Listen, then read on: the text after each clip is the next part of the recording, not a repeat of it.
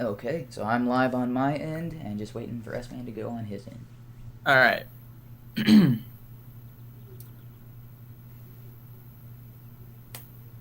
All right, we're live. I'm joined today with HUMANE Mind, and we're going to be talking about money and politics and whether or not Oh, money can be considered a form of speech. and here I had the camera pointing at nothing. You should have let me know. Flip I back didn't to him even like, I didn't that's even not me. That's a wire.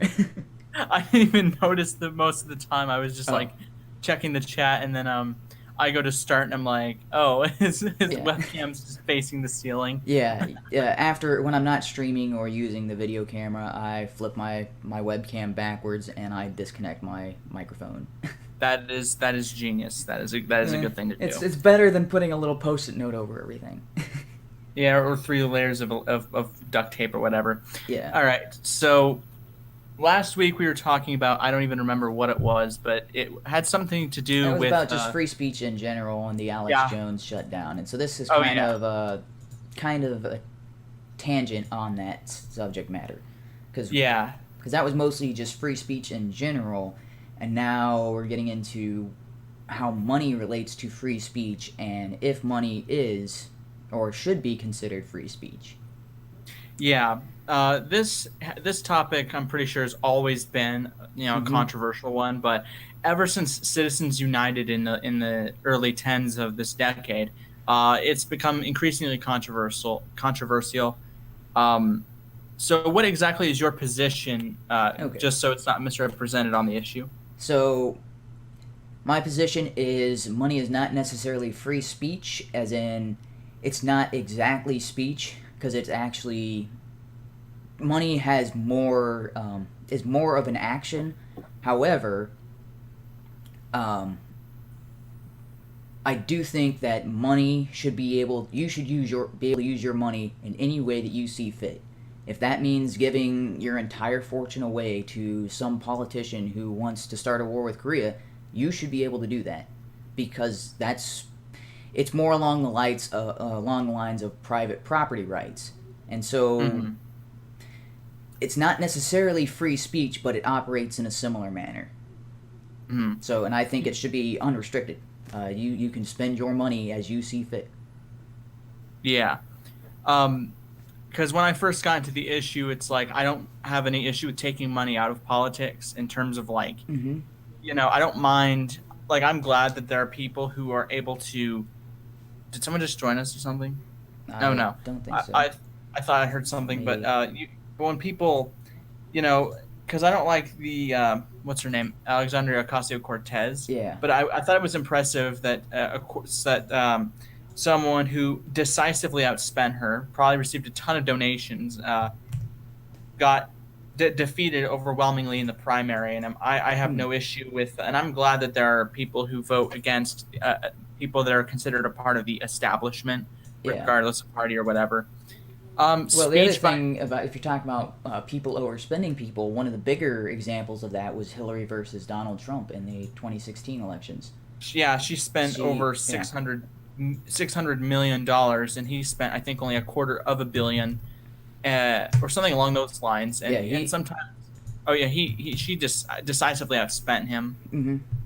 It was Um, he financed most of it himself, although he did have people willing to donate. And actually, originally, when he started his campaign, he was going to do it all himself. But he was getting overwhelmed with people saying they wanted to donate to his campaign, and so he set up a web page for that. I Yeah, think that's fine. I think if he had run it the same way without allowing anybody else's campaign or anybody else to donate, he would have that number that actually came out. I think he's yeah. I don't know what the exact figure was. I do know that she spent more than double what he did. I think his numbers would have been even lower had it all been financed out of his own pocket. As Yeah, far as how much, I think people gave him more money, and he's like, "Well, they gave me money for my campaign. Might as well use it." yeah, So that's fine. Like, yeah, if there are people who run grassroots campaigns, where they don't yeah, take it in special interest. They just, the people finance it. That yeah. to me is perfectly fine. Like, I think Ross Perot, Bernie Sanders, Mm. among others, have done the same. Yeah, and Ron Paul Cortez, as well. It was kind yeah, of that's what got me Um, that was like one of the first things people started talking about Ron Paul in my office. I was in the Air Force at the time. Had a couple people talking. Not not supposed to pick a particular, or not in uniform. You're not allowed to. You're allowed to talk about politics, but you're not allowed to campaign or petition for a particular candidate, or you're not supposed to use your position in order to progress a campaign. But they were just talking about this, and they said Ron Paul is one of these people who's going around, and like, hey, you should check him out, that sort of thing. It wasn't the vote for him. So that's what Yeah. they did was acceptable. I just want to clarify. They're just saying, hey, there's this candidate Ron Paul, and a lot of military people are donating to his cause because he has a huge support in the military. And he said, and the guy I was talking to said, yeah, a lot of people are donating 1776 to Ron Paul, like $17.76. They showed like his campaign page and the amounts that individuals were donating, and 1776 was like one of the bigger. I was like, oh, that's pretty cool. That's it's the Yeah. people who understand. Okay, if this is the guy who kind of embodies those ideals, that's a pretty awesome way of showing it. Yeah. And I understand why some people do not believe that money is an act of speech, considering like um actually, let me see, because I was looking at the definition of speech, and it says Mm-hmm. the expression of, or the ability to express thoughts and feelings by articulate sound. So if you went by a Yeah, strict Google definition, money would not be considered speech. Now there's some definitions I'm pretty sure that will yeah, that might say, that could, like, if depending on how you interpret it, would say, you could argue by that definition that yes, money is a form of speech. yeah. While I don't think that they are equal, there is a huge overlap between the two. In the case of Citizens United, that was free speech because it was a documentary that was trying to be Well, shut down by by the Clinton campaign. It was a yeah, documentary that was bashing Hillary Clinton. It was talking about all the corruption in her and her husband's their politics and in their foundation and things like that. And it was a court case against this group, saying that they weren't allowed to make this political documentary. And thankfully, the Supreme Court, ruled in favor of the Citizens United. Um, the Citizens United was the group that made this documentary. That's yeah, uh, yeah, like, but that was, even though their money was going towards that documentary, the documentary was actually the product of their free speech, right? yeah. In terms of in terms of that documentary, Mm-hmm. the only documentary I've ever seen about the Clintons is the what's it called, the Clinton Chronicles. Mm-hmm. Other than that, I've not seen the one in question. But in terms of that, it's like, unless it was slanderous, I don't see the need for, I don't see the Yeah. justification to censor that. Like if Yeah, there she was, she could have filed a lawsuit against them claiming slander, and I think that would have gone more in Clinton's favor. yeah, However, she decided to tackle it as in, oh, you're not allowed to do that because that's basically a political campaign, and that's where she ran into hot water. The angle of attack was not the correct one, but the other thing about slander is you have to prove that it's not true, which mhm, I don't think she could have gone after it from a slander angle because everything they were saying was documented. They had evidence. They were backing everything up. It wasn't just baseless claims. Like a yeah, baseless claim is if I said S man raped me last night. Well, I'd have to have proof to back that up. If not, you could be like, okay, well, he was trying to tarnish my reputation by making a false accusation about me. That goes into the realm of slander. yeah. Um, so Citizens United versus the Federal Election Commission. This was Mm-hmm. decided in 2010, and I was like only 8 at the time, but I remembered this because everyone in the state was like, it was a hotly debated topic. Yeah. They had ruled that the free speech clause of the First Amendment, at a vote of 5-4, in the Constitution prohibits the government from restricting independent expenditures for communications by nonprofit corporations, for-profit corporations, labor unions, and other associations.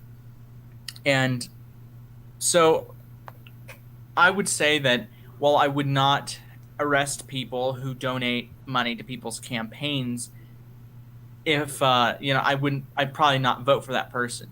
Like, Hmm. if I was to vote in the Democratic primaries in 2016, I probably would have voted for Bernie Sanders because he wasn't a corporate hack like Hillary Clinton. But that doesn't necessarily mean that I would agree with Sanders, although he had three fucking houses that he bought after losing the primary. Um, That he bought or that were gifted to him. I I don't know, but for a guy who's never worked a day in his life, having three multi-million-dollar houses, that sounds to me like a payoff. But then again, maybe that's my conspiracy nut job coming out. yeah, Because up until he started running for Senate, he was living off of someone's couch. He was crashing on people's couches. Then he ran for Senate, became a senator, and they pay pretty well for for senators. They don't pay that well. They don't pay. Oh, you can have three multi-million-dollar houses. Well, that's he hasn't been in Congress long enough to afford those on his own, and I don't under. I mean, maybe there's kind of like some kind of credit clause for a senator. Like, well, you don't have any credit history. You haven't held down a job, and but you're a sitting senator, so maybe we'll extend you a multi-million-dollar line of credit. Does that make sense? Is that a thing? yeah. um, as far as I know, they are not bought on credit. They are paid outright, which makes it seem more like those were more like payoffs for, like, hey, if you step down or you do this for us, here's this house. Yeah. No, the other, Yeah. or it might be possible that they were bought with funds that his wife either embezzled or somehow got out of that the university thing that she bankrupted. Yeah. So just quickly, yeah, Bernie Sanders, he's held certain offices, but like those aren't supposed to, I don't believe you should treat them like jobs. He was the mayor Well, of Burlington. mm-hmm. He was a congressman. He was the only congressman from Vermont, as they only have three electoral Yeah. votes in the electoral college. He's been on certain things like chair of the Senate Veterans Affairs Committee, ranking member of the Senate Budget Committee. Apparently, he's still in that office, and Mm-hmm. he's been a Vermont senator for over 11 years now. But yeah, I do believe that in terms of but in terms of certain things where it's like funding a campaign, I would say it could point out like how your character could be. Like if you're willing to accept all these donations, it's like Yeah. it could make people question your character and your credibility. Like I have no issue if you're going to take money from corporations, but I would hope you'd at least have the balls to be honest about it.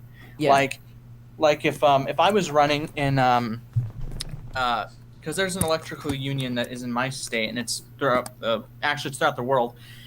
If I was to run for public office and I was campaigning on improving things for them and they donated money, I mean, as long as I'm honest about it, I don't see a problem with it. I just think people are Yeah. afraid that that corporations and wealthy people are going to buy these elections and Yeah. that you know So, yeah, that's. Well, I'll get into the getting money out of politics argument in a bit, but I did want to make this point. The way it should be structured, if you're going to allow people to donate to political campaigns, it should be one of two things.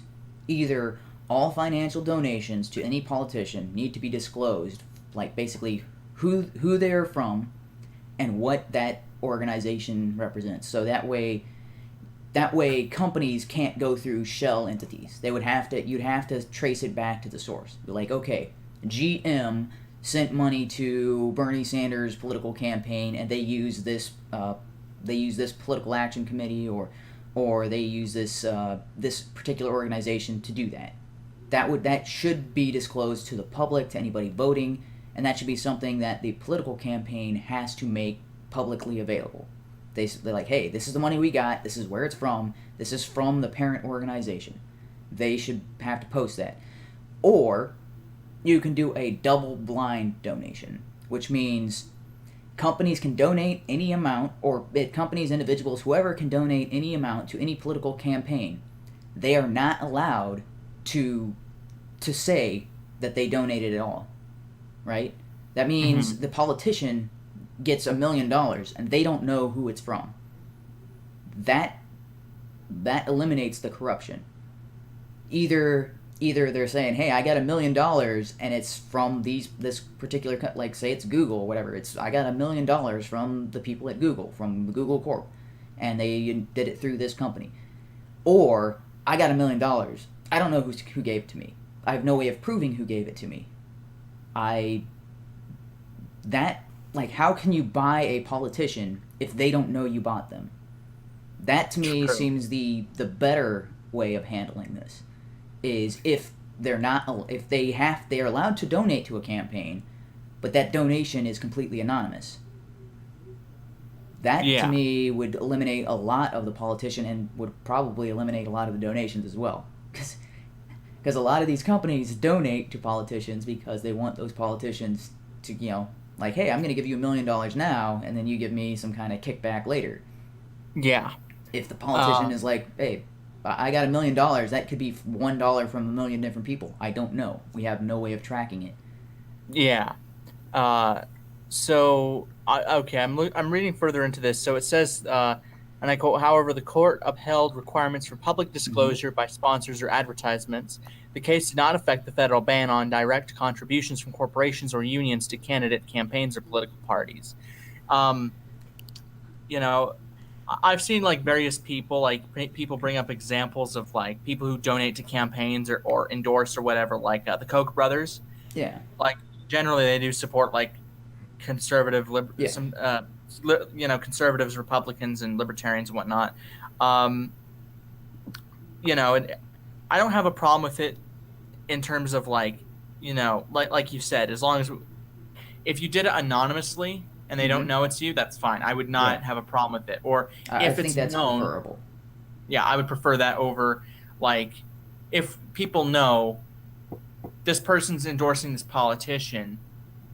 I would say that now you know now you know who is doing pulling the strings or whatever. Like a lot of people were pissed that the NRA was endorsing a lot of these Republican candidates, Mm-hmm. and it's probably going to cause some backlash and whatnot.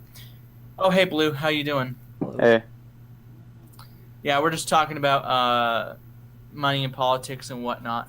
Yeah, Well, I mean, and I feel like with the donations part, it's a two-sided coin. You make it where they can't announce they're doing it, and people are wondering who's behind all this, who's pulling the strings. And then if you don't announce it, it's transparency versus trying not to have corruption, and it's not an easily yeah. solvable issue. I mean, Yeah, Yeah. I Well, prefer yeah, the transparency a lot. issue with that is how do you enforce it? How do you make yeah, politicians become completely transparent? Because you can say, "Oh, we're being transparent," and then they're doing stuff behind the scenes that they're not telling anybody out about. That is a possibility. I don't know how you eliminate that. That's why I'm thinking, okay, you're allowed to donate to politicians or political campaigns, but you have to like so.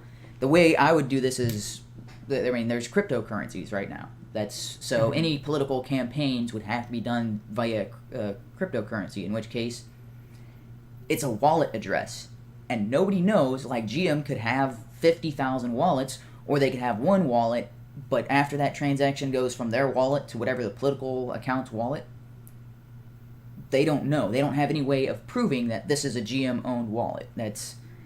Yeah, That to me would solve this problem if you had a political contribution cryptocurrency that was just set aside for um, that particular activity, and so companies would come in, they would put their money in, and then after that point, it's a digital wallet they can't prove they own.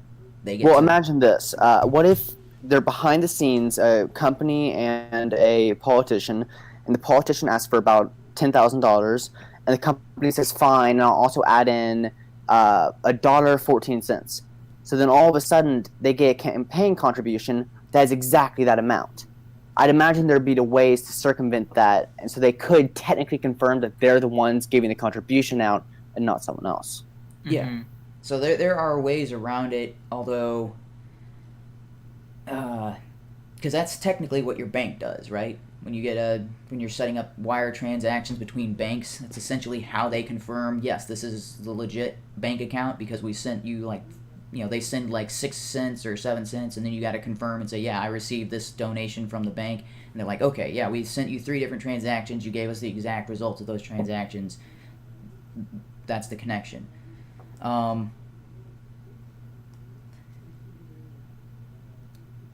Let's see. There's got to be... So the way around that, or to make it truly anonymous, though, there's... Because, you could do exact amounts, and then they would be like, yeah, we got to... It's a human problem. It's But so that was a way it could be done, but there has to be a way to do it completely anonymous where the politician cannot tell who is giving them money. Yeah, I heard recently with that whole Bitcoin thing and those type of things. I think there are some countries that are trying to outright ban it or heavily regulate it, and I cannot imagine how that's going to go. Yeah. But you can have closed networks. There's closed networks in cryptocurrency and that's exactly what they're planning on doing with the stock market, switching it over to a blockchain or because they're talking about Hyperledger and things like that. But that would be a closed system.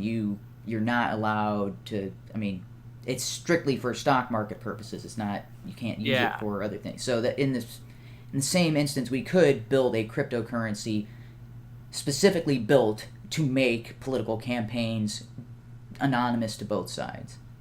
You know?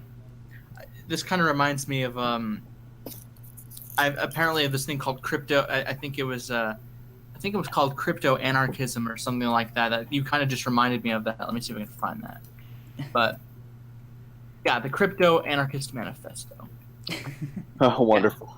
Oh yeah, I was going through this website called beinglibertarian.com, and it pulled that up, and I'm like, that's actually pretty cool. But yeah, that I can imagine people trying to do. When you see some people who are trying to, because in this thing it kind of talks about what HUMANE was talking about. Computer technology is on the verge of providing the ability for individuals and groups to communicate and interact with each other in a totally anonymous manner. And this is kind of exactly what HUMANE was talking about. Yeah. So Bitcoin is pseudo-anonymous. It's not completely anonymous. And like what Blue was saying, if you say, hey, I'm going to send you $14.76, and then they get a transaction from a particular wallet for the $14.76, and then you say, okay, well, now I'm going to send you $9.99, and they get that exact same transaction from the same wallet, they can confirm that you own that wallet. But it could be coincidental, unless they could... Well, so what you could do is you could force intermediaries in a cryptocurrency, which means every transaction from one wallet to another has to go through an intermediary where it's broken down and the exact dollar amount will change. So you could send $70 to a particular account, but it wouldn't be like I sent $70 to Blue or to his wallet that he's got it listed. What Blue got is $25, $20, and then let's see, $70. Do math in the head. $25. Another $25. So he got 3 different amounts, but I sent him $70. But by the time it got to him, he says, "Okay, I got this one transaction for $25 here. I got this another 20 for 20, and this other one for 25." And the second problem with this is if we are going to have caps on how much you can donate, it's going to be impossible to prevent people from just creating new wallets, using proxies, going through overseas servers, and donating however much they want. Yeah, so I the caps on political contributions is completely it's arbitrary and stupid. I don't understand why, because that's what people do now. They basically what you're saying is they create alternate wallets. That's why one particular person cannot donate over a certain amount to a political campaign, so they'll send it to a super PAC. And then that super PAC gives all the money.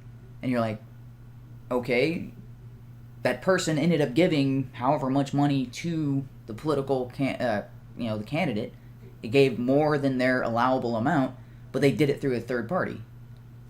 Perfectly acceptable within our current system. So, or you can donate to multiple super PACs, or you can donate to There's various ways where you can contribute more to a politician than what is allowed by the legal limit. So the legal limit is it just forces you to go and make these loop arounds. It doesn't mean anything. And also it doesn't matter how much a particular individual donates to a particular campaign. Like, so let's say one person. Okay, so let's take Donald Trump and Clinton, right? So one person donated $50 million to Trump, and then another person donated $100 million to Clinton, and then Trump spends the $50 million and Hillary Clinton spends the 100 or whatever. How much does that impact the actual election? It's not every dollar spent gets one vote. It's, if Hillary Clinton was as terrible of a candidate as Hillary Clinton was, she could spend $1 billion on her campaign and still have lost the election. Can someone bring me up to speed?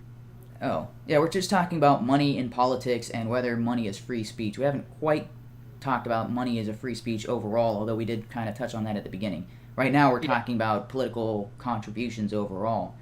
But the idea that the amount of money invested in a politician's campaign determines whether they win or lose, there's never been there is no correlation between that.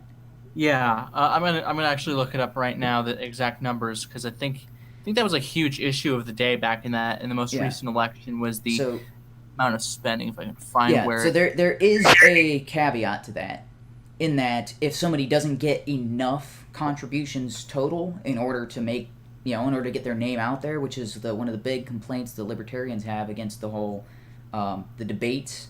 The presidential debates, and how the libertarian candidates aren't allowed because there's not enough of they didn't either raise enough money or they didn't get enough of the vote from last year, and now they're not allowed on that stage at all. It's polling. You have to get like 15% of the polling. Yeah, you have to get a certain amount of the polling, and if you get that certain amount, then you get money for your campaign from the government. So aren't you about the Georgians? What? Wait, the blue, the Scissoring Man or whatever. Blue, yeah. Okay. Yeah.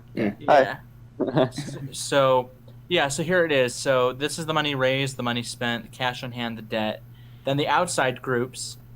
Okay, so it's not quite double what Trump spent. Yeah, wow. Hillary Clinton spent $640 million. Donald Trump spent $302 million. Gary Johnson, that's actually a lot for a third-party candidate, at least. Because I don't think he spent that much last time. Yeah, and then the number just goes ever the more down, which that I thought was kind of interesting to see. Is okay, yeah. So right there, the total spent is double. Yeah. The money raised, she raised more money than him and spent more money than him, and then the outside groups raised more money, spent more money, but outside groups had more cash on hand. Hillary Clinton had more cash on hand than Trump. Yeah. And then the debt, there was more debt from Trump than Clinton. Yeah, but and look at that disparity. So it goes 600,000, 300,000, or sorry, that's million, isn't it? Yeah, 600 million, 300 million, 11 million.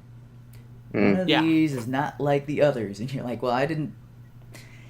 So there's a floor, like you have to have this much to even participate, right? Or to even be considered credible, or even to even have a shot. And 11 million is not that floor. Yeah, and then I gotta go now. Sorry, I didn't contribute that much. Well, thanks for joining for a few seconds, I guess. Yeah, I'm just adding something for my channel. All right. Please check it out. I'm trying to increase views on it. All right. Can you give us the topic? It was just like I'm just adding one of my live streams. I thought one of the important insights I thought I got from it, trying to spread it. Yeah, was it the one you posted today? Was like you called anarcho-capitalism a failed ideology? Okay, that's definitely something I should check out. You're because that was the title. Oh yeah, you probably should skip to the 10-minute mark. Okay. Oof. I'll keep that in mind. Yeah, but as an anarcho-capitalist, I'm very interested in any criticism of that particular viewpoint. Actually, Yeah. for you, Humane Mind, I recommend watch the whole thing because the relationship between Hoppe and Mises and Hayek is rather Yeah. fun to explore. Yes. Yeah, and And Hapa is one that I have not gotten around to yet. and this So guy, yeah, Mises my and Hayek I am familiar with. Hapa I have not gotten into his body of work yet. all It's right, on my list Hoppe. of things to do.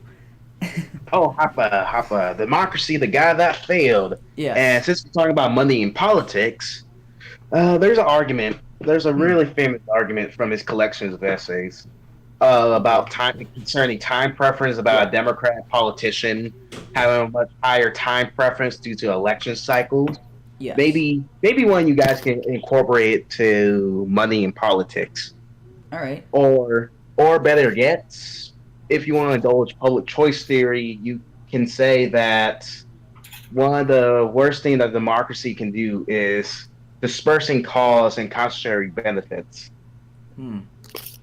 So yeah, keep that in mind. And I gotta at this real quick. I might come All back. right. Thanks for joining me, and that's definitely worth checking out for me. Okay. Okay. All right. You know, I was looking at those numbers with Clinton spending nearly twice as much as Trump, and I don't know. I did not like Trump, but his messages were pretty clear. Okay, immigration problem, build a wall. Job problem, get more jobs. He might not offer a direct, clear pathway, but he was addressing the problem. Chris Matthews for MSNBC, not a person I like that much, but he made a great point about this right after the election night. What was Clinton's stance on immigration? She didn't put out a firm stance No. like she should have, and she spent twice as much money. Yeah. That is an amazing political failure. Well, her political campaign was "I'm a woman." That I right? Her okay. That Look at too compare much the of it was. campaign slogans. "Make America Great Again." Okay, this is about America. I'm with her. This is about Hillary Clinton. That's the difference in the ideology, right? I mean, it's boiled down into the main thing they want everyone to know about their campaign. I'm here to make America better or great again. I'm here to support her. Or I want you all to support me, right? It's like Clinton's was self-absorbed, all about me, I need to be the one in charge. Trump's was, this is about you. And that's the complete, right? That's and that showed up in the poll numbers, right? Or in the actual election. I mean, with Trump, it's you have the single words or the phrases, build a wall, okay? There are unfair trade deals, we're getting robbed by China. Yeah. Clinton kind of responded to Trump, but she didn't put out something coherent. You had to kind of work your way into articles and talk to some of her advisors and look through different stuff to see what might she do, what might she not do. And I feel like a lot of independents in the last election were wondering, Trump was in some ways less of a wild card because he was kind of crazy, but he didn't seem conniving. He seemed kind of dumb and straightforward, and and that isn't Clinton. That was one of the things that I was like, okay, this is the real deal, because he had his first 100-day plan on his website. It was like, hey, this is what I'm going to do the first 100 days in office, and then he got into office and he did, if not all of it, he did the vast majority of it. I'm like, dude, that's unheard of from a politician. Clinton, on the other hand, from what I was viewing on her, I'm like, all of these policies are they're very vaguely worded. There was no clear stance one way or the other. It seemed like the what do I need to do to get elected, as opposed to what do I need to do that is the right thing, or that will address the problem. Right? That's what you're talking about. Is she was looking to get elected. He was looking to solve problems. Trump did promise to defeat ISIS within 30 days, and that was I don't know if he did it in 30 days, but it's when was the last time we had anything from ISIS specifically? Yeah, they're still Yeah, they're still around, but I'm probably not as strong because I first heard of ISIS in 2014, and that's when I was really, really interventionist in favor of the drone strikes and any attacks on ISIS. And it was like, holy shit! You got Ebola popping up. You got it felt like this everything was going to fucking like crazy town. And we don't really hear all that much about ISIS today. Last I heard, that a huge piece of land they dominated was just taken away from them, and they seem to be crumbling by the bit. Yeah. And Hopefully they've gone the way of the white nationalists. They are, yeah, sure, they're little pockets of them, but they're not a movement. It's not like it's ISIS used to be KKK, and what's left of them is what people are calling Nazis at Charlottesville. Oh my goodness, that Unite the Right rally was so pathetic and it got so much coverage. 20 people. I thought it was going to be like thousands of people, the World War Z zombies going over the wall, just hordes of them. But no, it was just 20 guys out of their basement for a day. Yeah, that's what ISIS has become, which is bizarre because they were a major threat. They were, it was kind of like a daily occurrence. Somewhere in the world, ISIS was doing an attack. Now, once a month, if that. Well, it's a lot more common than that. But I mean, it's a day to day. A few people get injured in a bombing. But one of their big recruitment tools was we own more land than all of the UK. That was one of their big things that went out back in like 2014. Now it's like they have, I think, one city left in northern Syria. That's like almost gone. Yeah. That's it.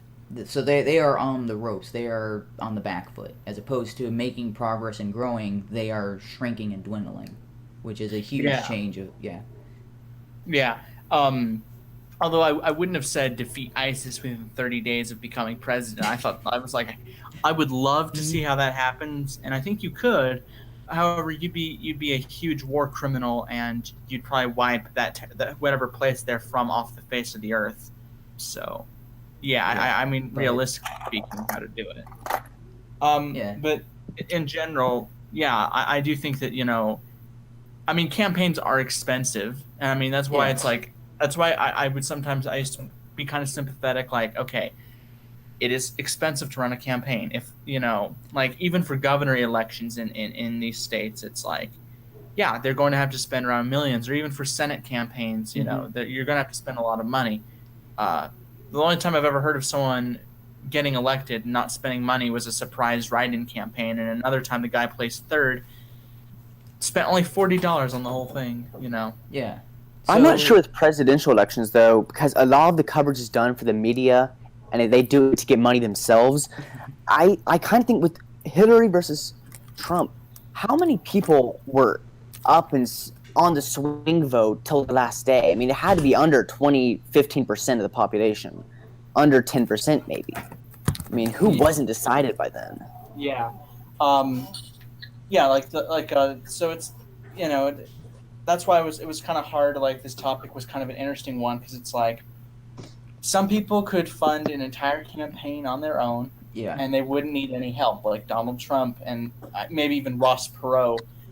They would have been successful at funding a campaign all on their own. But, I mean, if people are willing to donate, like, if Loudmouth was running for governor of Michigan, if I decided to donate $400 to his campaign, if he says sure, like, well, by the Democrats' position or leftist position, then you own Loudmouth, and you get to dictate what comes out of his mouth and what policies he chooses. Loudmouth will put a constitutional amendment in which there are no term limits for governor of Michigan. I'm kidding now. I don't know what policies I would want for Michigan, because I don't live there. Actually, his official portrait would be his profile picture. So it's like whenever people said the NRA owns Congress. Do you know how many people, like on the Republican Party, would truly love that were the case? Yeah. Like they actually wish that happened. You're like, all we have to do is give them several millions, and then we own them, and we get to control everything they do? All right, sign me up for that. Let's see. Let's change all of these policies that we don't like, because, you could basically, it's pay to win, right? That's the viewpoint. Go Well, I'm ahead. just a humble libertarian, so all I care is legalizing marijuana and prostitution. Oh, Nothing bro, Oh, else. okay, Millennial's that's- video was so bad. It was so bad. Yeah, Oh, I understand the critiques because while that isn't the majority, or while that isn't the libertarian position, I should say, like if you're looking at the ideology behind libertarianism, it's not what she projected it as. However, the vast majority of the people that are members of the Libertarian Party, if you watch the nonsense that was going on during the debates between Austin Peterson and Gary Johnson and McAfee, like the people who were at that event, I forget what it's called, their Libertarian Convention. There's nonsense going, like crazy. That's all they care about is drugs and prostitution. Because like there was a dude who went like up on stage in his underwear and everybody's clapping and cheering. I'm like, that's a frat party. That's not a political party. It's a frat party. There was Well, one they know they point can't where- win, so they might as well have a good time with it. but Yeah. yeah, and here's the thing. She was pointing out Gary Johnson didn't know what Aleppo is yet. She ignored, probably just intentionally, all of Donald Trump's gaffes. That was probably the biggest Yeah. of their video.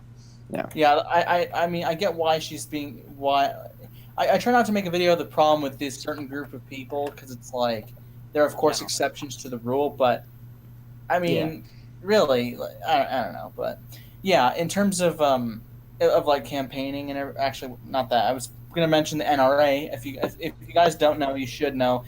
According to them, they are financially struggling, so I can only imagine that would probably hurt some people's campaigns. Like if let me see, because Financially struggling. yeah, Club.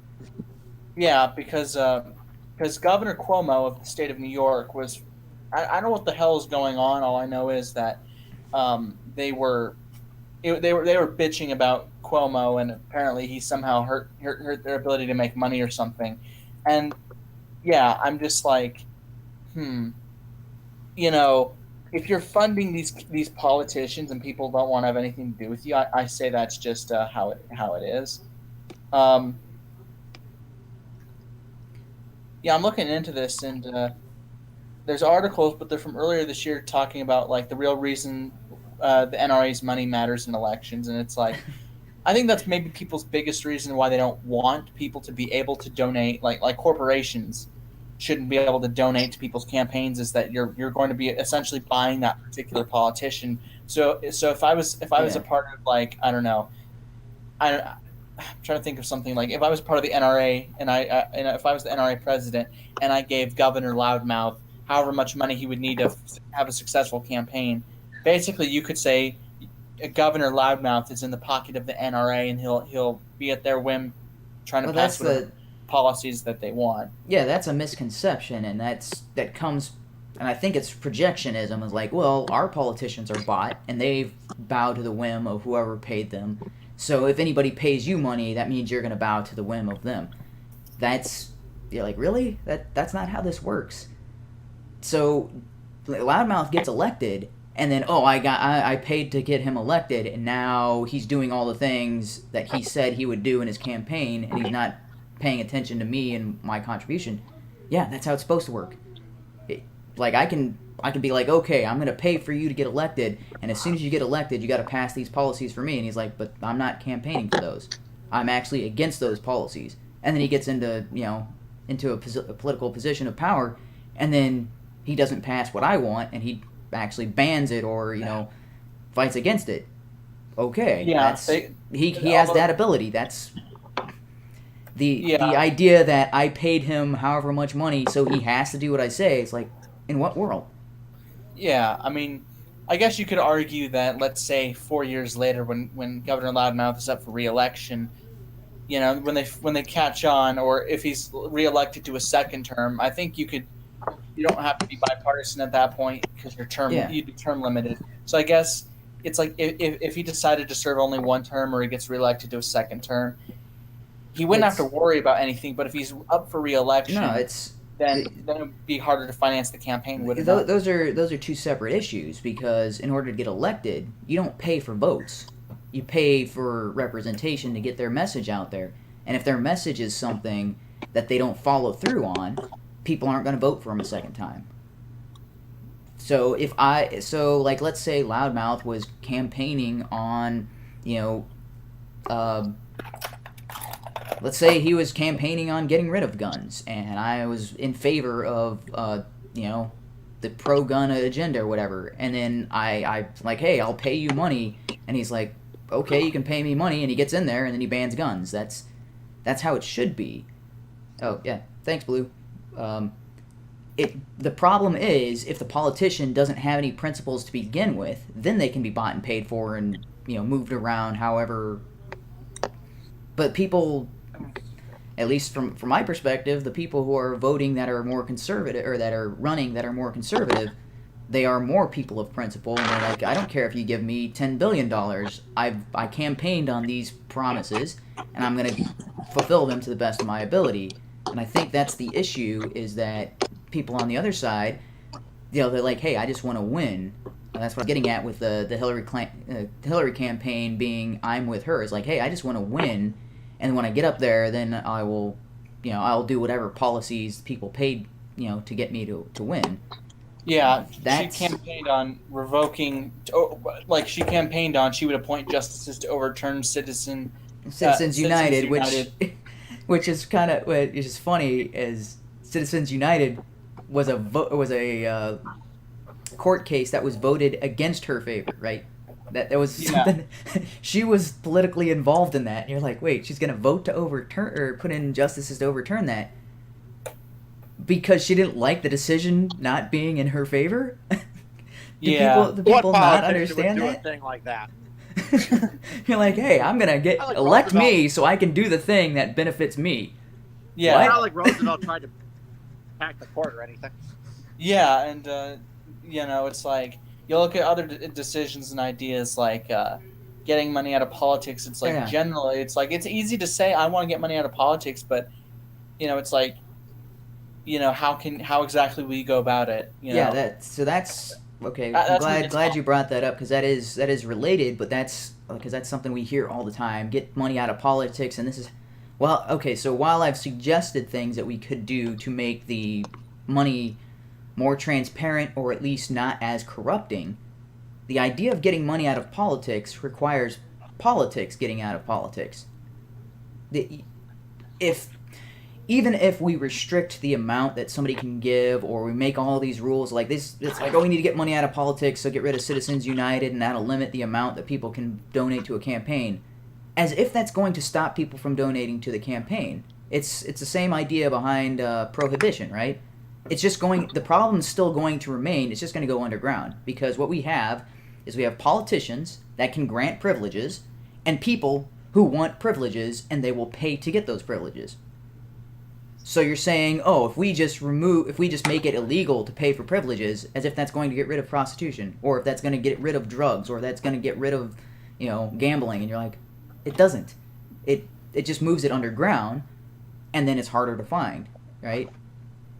It's harder to see. It's harder to tell. It moves it to the criminal element, and that's what they're asking for. It's like, oh yeah, we need to get money out of politics. No, you're asking for it to go criminal, like it to be even more obscure than it is right now. Yeah. The only way to solve this is to take away how much power politicians have to grant out privileges, and then people will be like, oh, you don't have anything to give me in return for money.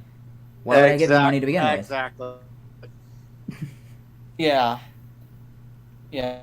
And generally, it's like that is a problem with how politics is dealt with today. Is a lot of people just say this is what they want, but it's easy to say that's what you want to do or what you believe in, but it's harder to say how would you go about it. Like, it'd be easy for me to say I would love to have term limits for every political office in this country, but how are we going to get there? I mean, we did in my state, 3 terms you're out, and the people in the Utah legislature repealed that. Yeah, term limits is one way to limit political power, because it's very difficult to get somebody, your particular candidate, like, oh, this candidate is going to pass the stuff I want. It's very difficult to make sure that they win. So you're going to invest millions and billions on there, and they're going to be in for 2 years, and they're out, and you're like, well, I didn't get what I wanted in that 2 years. I just wasted all that money. And then you're going to have, you're going to start to see money stop being so heavily invested in politics because they're like, if I can get what I want passed, yeah, it's a huge rate of return. If I don't get what I wanted, it's sunk money. It's a sunk cost. And Yeah. over time, it's going to be like, you know what? That rate of return, I had to invest into 10 different politicians to get this one bill passed, and I got 10 times my rate of investment. That means I broke even. That was a waste of time and effort. I'm not going to invest in politics anymore.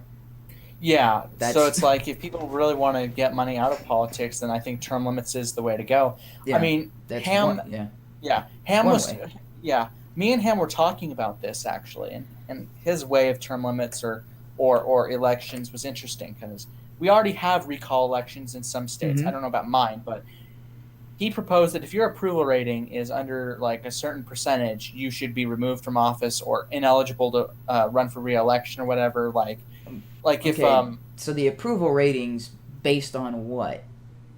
Because Yeah. most approval ratings are like CNN and MSNBC, and like they're just polls on their website. That's their approval ratings. Or maybe somebody, you know, like they'll call around to people and like, oh, what are your approval rating of Trump? It's a random survey. It's not. This is not a consistent vote to see if they should remain in office.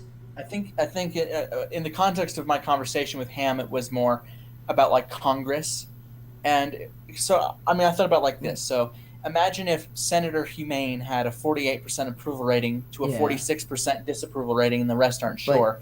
Yeah, that approval rating would have to become some kind of official part of the system, as opposed to Just opinion. as opposed to an opinion poll by a news organization. It would have to be like, okay, this is the official government poll to see if this person should remain in office.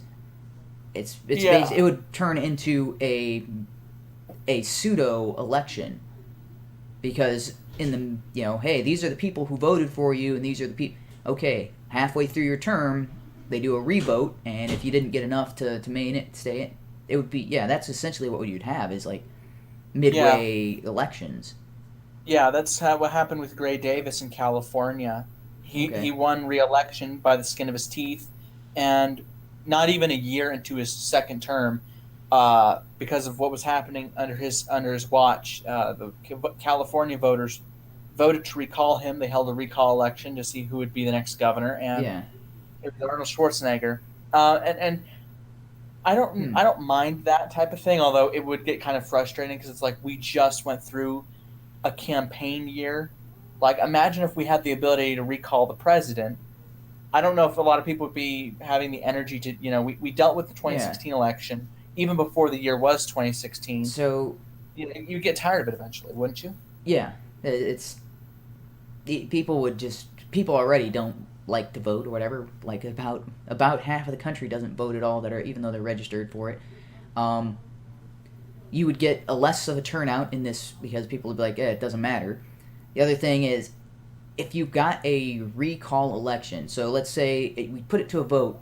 The vote is, should Trump be recalled or whatever, and that vote went out.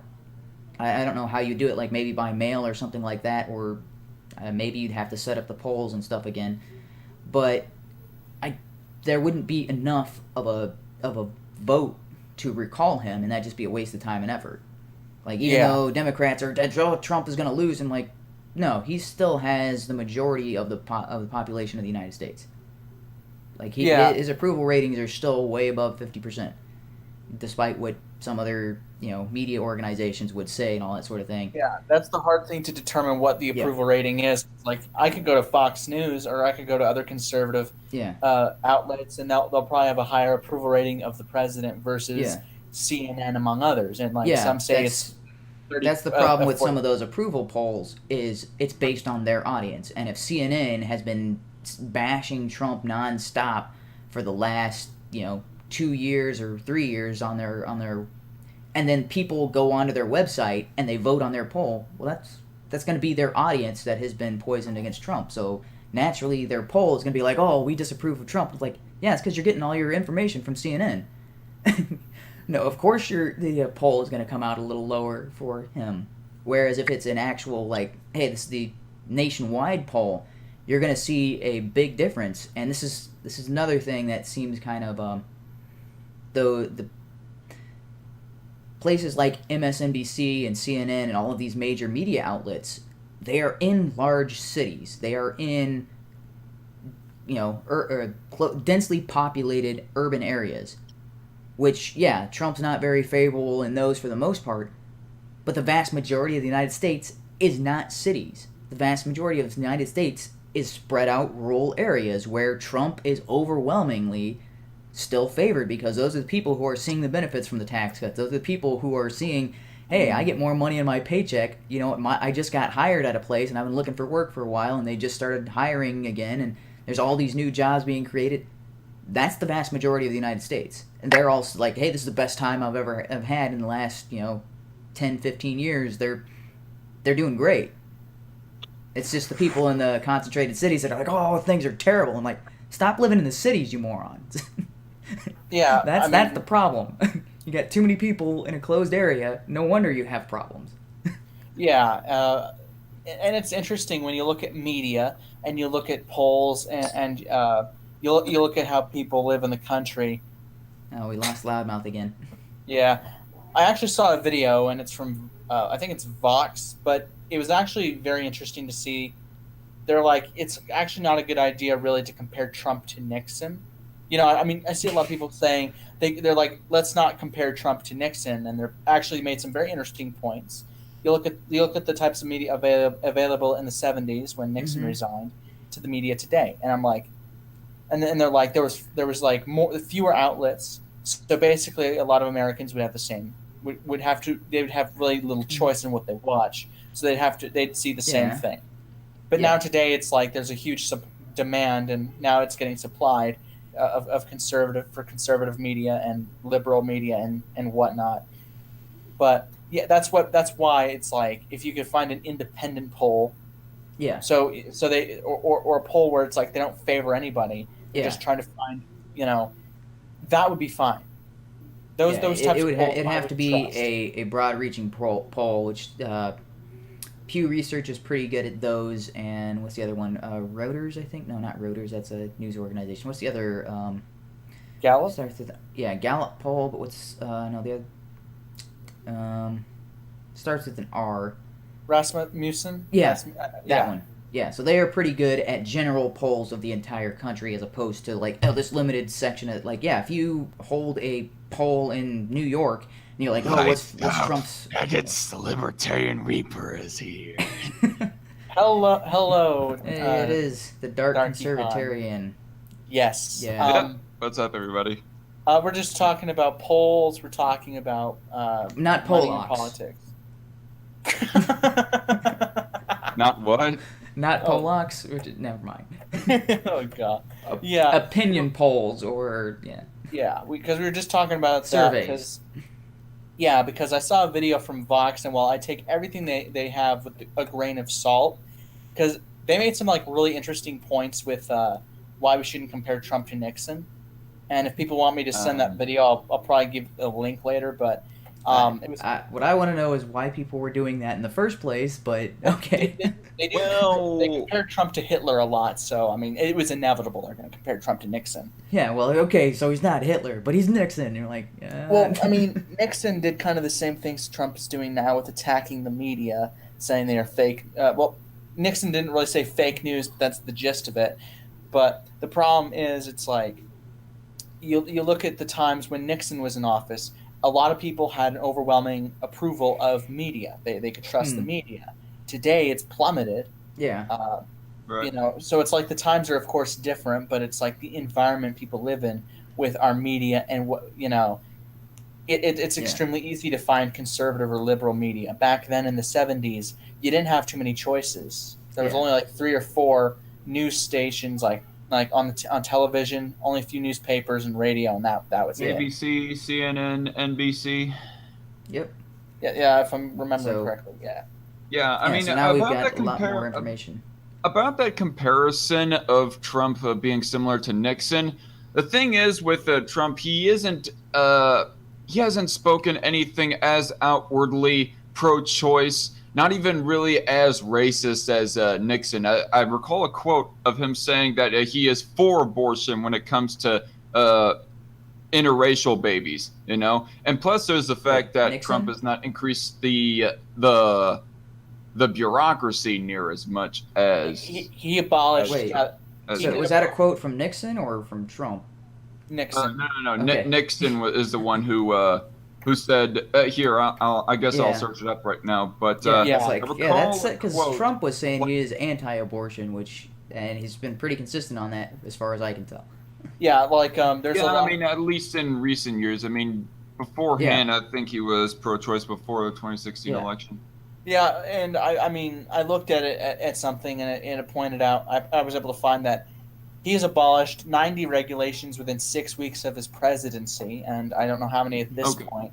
Yeah. But I have a question for you guys. How credible do you consider NPR? Never Not heard very. of it. National Public Broadcasting, right? Yeah, Or NPR. National Public Radio, yeah.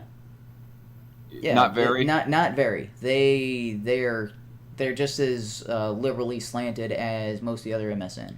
Oh, right. I mean, they're a bit left leaning, but I don't think that in of itself makes an outlet like outwardly uncredible.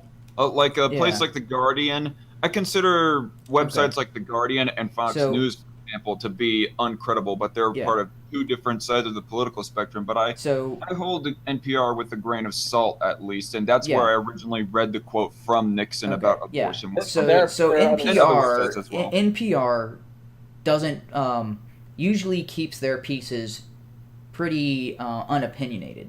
They will just broadcast the news as it is. But NPR has a habit of only broadcasting stories that fit their agenda and downplaying other events that don't fit their agenda. So when you're talking about just general information, if it comes from them, it's probably vetted, it's probably a credible source. So they don't fall into the trap of, oh, hey, that sounds credible. I'll go and run that for the next hour and then have to come back in a week and be like, by the way, that thing we were reporting on all last week, not so much true. It's NPR doesn't have that habit, but NPR does have the habit of blinders. It's like, okay, is this fit my agenda? Okay, this fits my agenda. Okay, focus on that, and then all that other stuff, just ignore that other stuff. That everything that doesn't fit, just ignore that. Doesn't not worth reporting. So that's what I've noticed with them. But when they do report something, it is fairly accurate. They don't have the problem of spreading lies. That they're more of the omission category. Yeah, and it's like I try to be fair to websites that have a conservative bent or a liberal bent.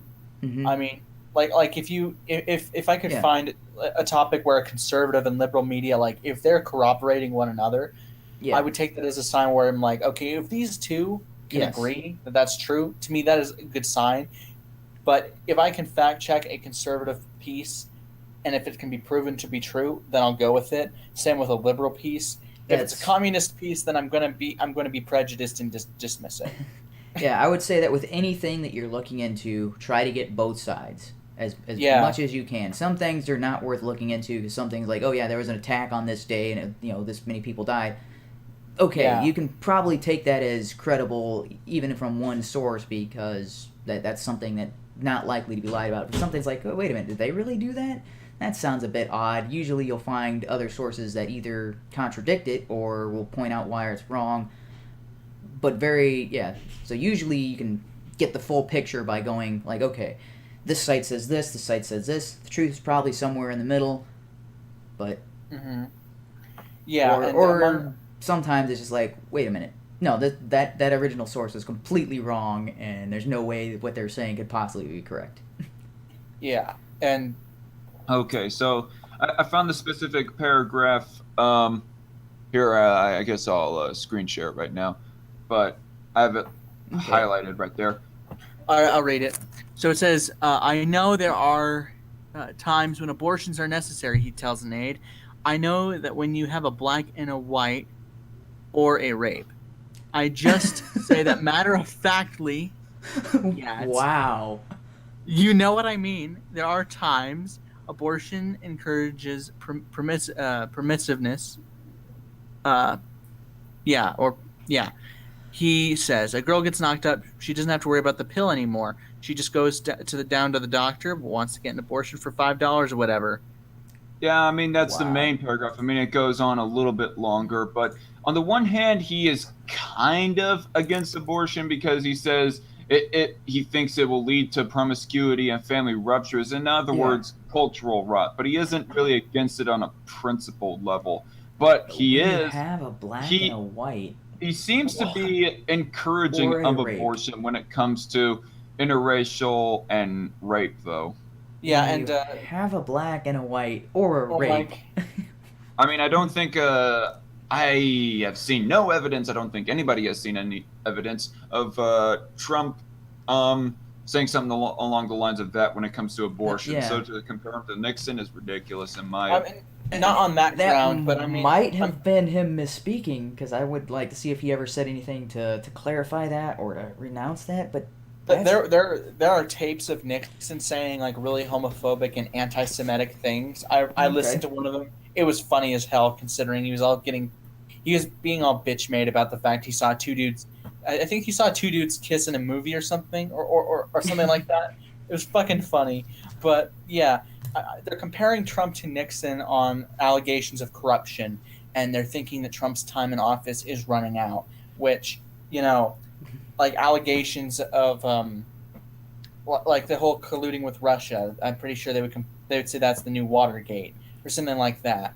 wait, I are don't you think sure they- he wasn't making a joke like Nixon? Because I was watching Norm Macdonald stand up last night, and he's on Bill Maher, and he's saying, they've got these pornos with all male cast. They call them gay pornos. They're terrible. I kind of doubt that honestly, but I'll have to search up another article that maybe goes in more depth. And the problem with them is it's a bunch of dudes having sex with each other. Alright. Sorry, I can't do the delivery, but dude, that was... Yeah, It's probably one of the best Norm Macdonald's bits ever. yeah. I mean, and they try to pass. It's fine. They tried to pass impeachment against Nixon, but he resigned before they could do it. And Yeah. they tried in the House of Representatives in 2017 to pass an article of impeachment. 300, almost 400 representatives voted against, and only like 60 voted for. Yeah. So the outrage against Trump is not in their favor. So they're like, oh well, if we could just get if we could get him impeached and we get him out of there, and like, no, he's mostly got the favor of the population and of Congress and pretty much anybody that matters. It's only these handfuls of crazy lunatics who think, oh, he's the worst thing ever. And I'm like, Yeah, get out of a city, go to a rural area. Like, life is pretty good for the most part in suburbs and in kind of close-knit communities. When you get into these big, dense cities, sure, you're going to have higher crime and insanity and riots and stuff. Like, yeah, stop living there then, you morons. yeah. In my state, in the city I live in, it's like I think almost the 8th or 9th most populous, and it's generally all right here. Yeah. You go to Carbon County if you really want to get away from people. Go there, and you'll be all right. Yeah, so the Okay. problem is they blame Trump for all the problems that they've had in these cities, and I'm like, but those cities have always had those problems. Those cities, they never get Yeah, regardless In of who's in office, it's always terrible in a city. California Yeah. comes to mind. You Yeah, look at their debt, you look at the environment, you look at the The big difference in leadership is the suburban areas and the rural communities. They do see a change based on who's in office, and sometimes who's in office leads to their whole lives being kind of, in a funk, and they lose everything, and they're they lost their job, and they're making less money and all that sort of thing, because that's what most of them were seeing under Obama. I have a question. But sorry, what? What do you think of the Telegraph?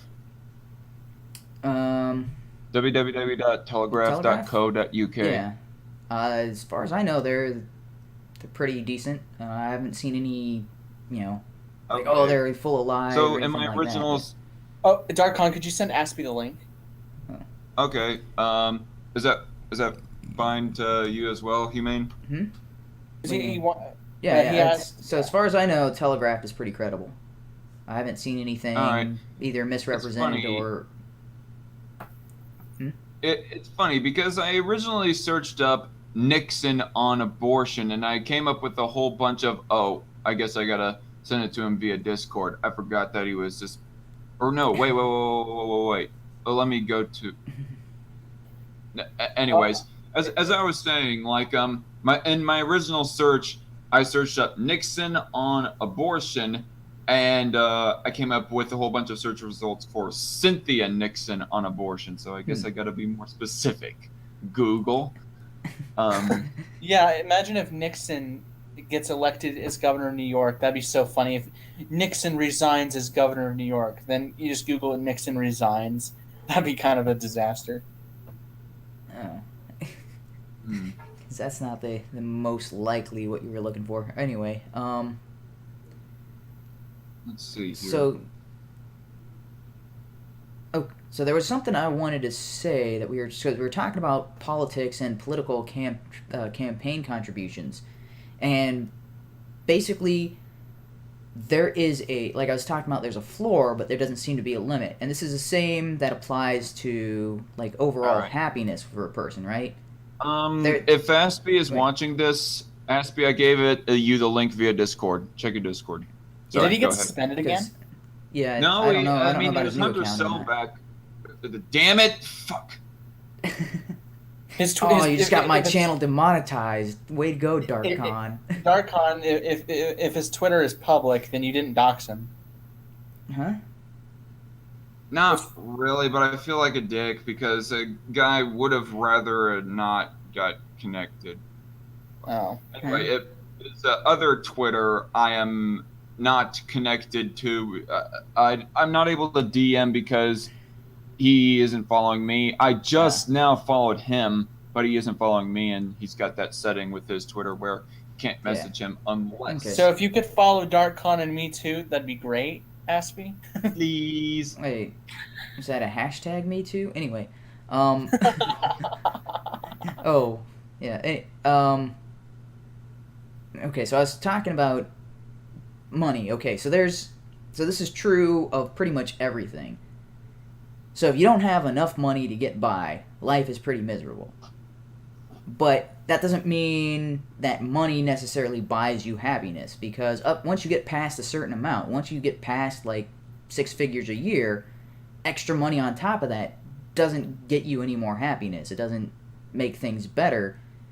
It just is, in most cases, it actually starts to make things worse, because there's if I just make more money, then I'll be happy. If I just make more money, then I'll be happy. And you get, that's where, that phrase, the love of money is the root of all evil. That's what that's talking about, is if you put money ahead of other things. So like, yes, you need money to live, you need money to survive, but once it gets past a certain point and you're like, you've got so much money you can never ever spend it, then the pursuit of more money is kind of a wasted endeavor. It'll most likely make you more miserable, and will most likely lead to all kinds of, this is where you get the situations of people like, oh, capitalism is like poisoning people's water just to make an extra buck. Yeah, that's a problem. I don't think that's actually inherent in capitalism. That's the problem of people putting money ahead of, the pursuit of happiness. Yeah, those are among the non sequiturs from anti-capitalists. Yeah. So what I'm getting at here is, if you don't have $1,000 in your wallet, and you owe money to all these people, and you need to and you're making like $5 a day, you're gonna have a pretty miserable life, and extra money will help increase your happiness, but only up to that certain point where, okay, all of your basic needs are met, you're not drowning in debt, you're not under all this stress. Oh, well, now extra money doesn't help, doesn't increase your happiness. Extra money doesn't satisfy. Extra money. Aspie, sorry for mentioning your full name on this stream. Oh. You mentioned my full name on this stream. Not a lot of people are watching this, so whatever. Yes, if like 10 people were watching this, maybe be an issue, but that's a rare thing for that to happen. Anyway. Yeah. So as I was saying, you reach a limit, and that limit is different for every person, because some people are satisfied. Oh, I made $50,000 a year. I don't need any more and anything extra on that. They can give away or they can do extra. Like, oh, I'm saving up money to help other people, and it's no longer for them, and that increases their happiness. But and some people are like, oh, dude, I need a 6 figures in order to actually meet my basic needs and the lifestyle I want to live for my happiness, and then anything above that is. You don't need, on average, I don't think yeah. what 1% of the population. Yeah. Well, 1% percentile makes like over 100,000, makes 6 figures a year. Yeah, it all depends. It all depends on your personal life politics, goals. Dad. Fine, Dad. Fine.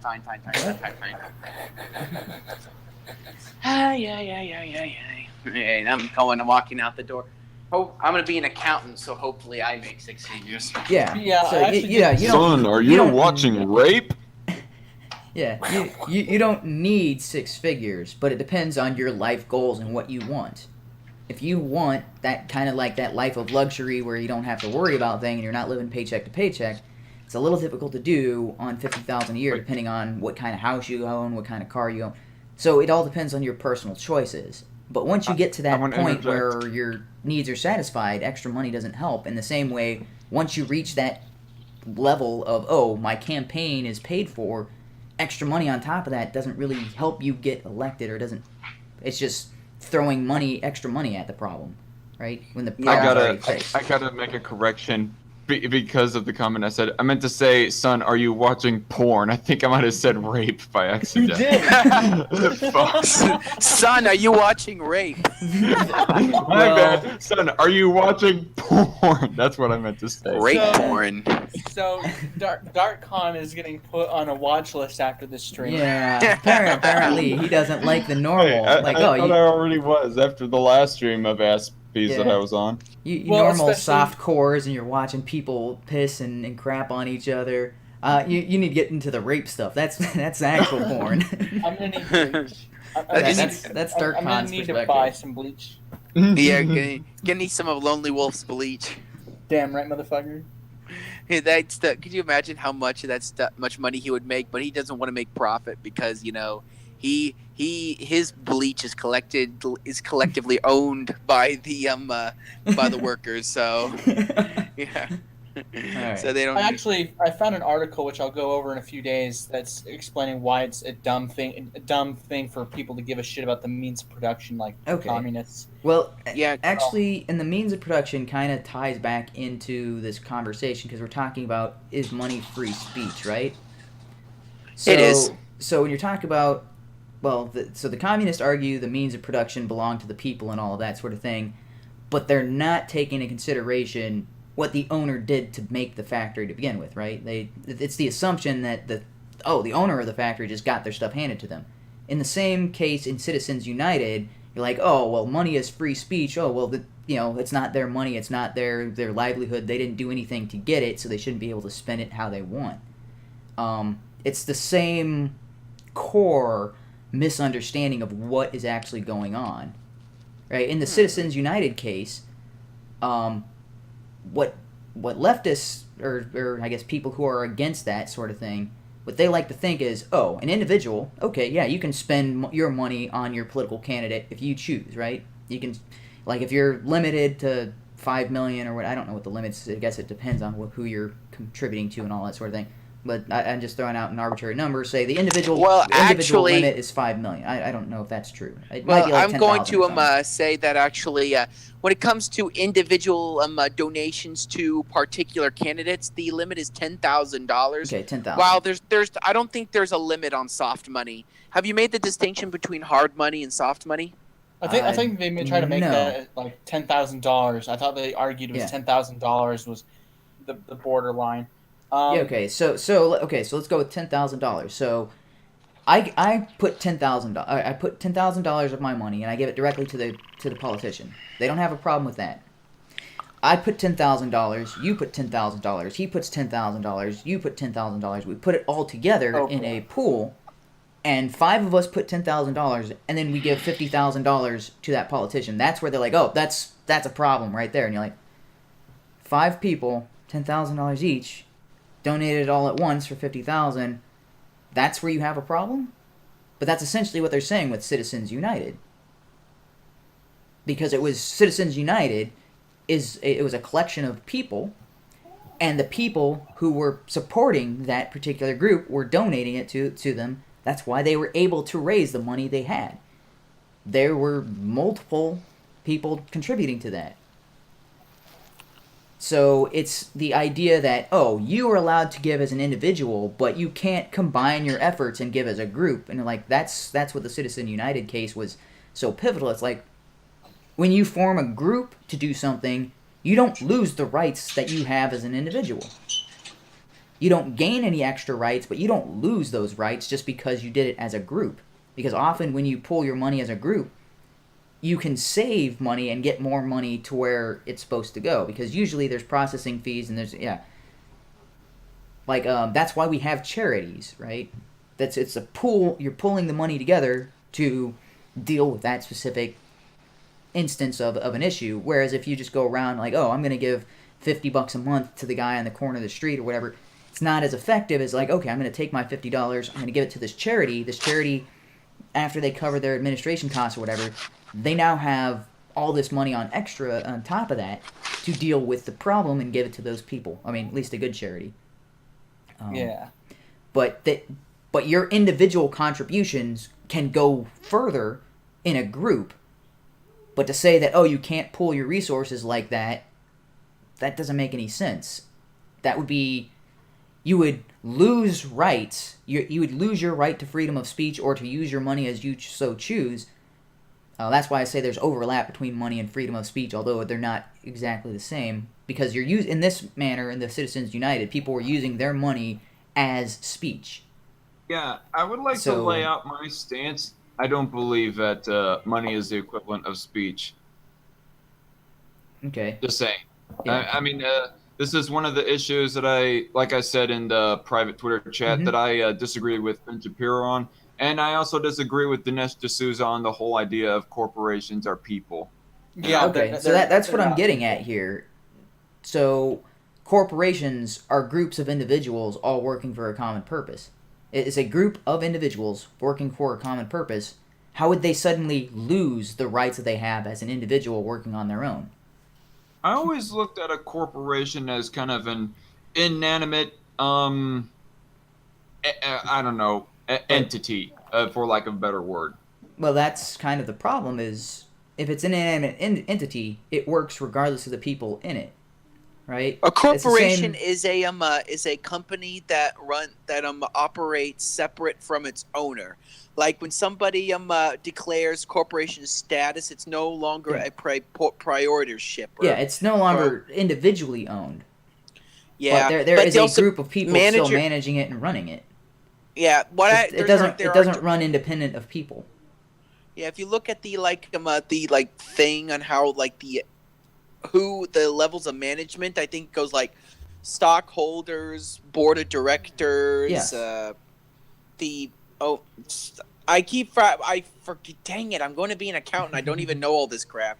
I forgot there's like two other levels below, but stockholders are like the big ones. And the reason why corporations often are so abusive towards their employees sometimes is because federal law requires that corporations cut as much as they possibly can to maximize profits for their stockholders. So yeah, again, but back to the point. When it comes to money and politics, what do I believe corporations are people?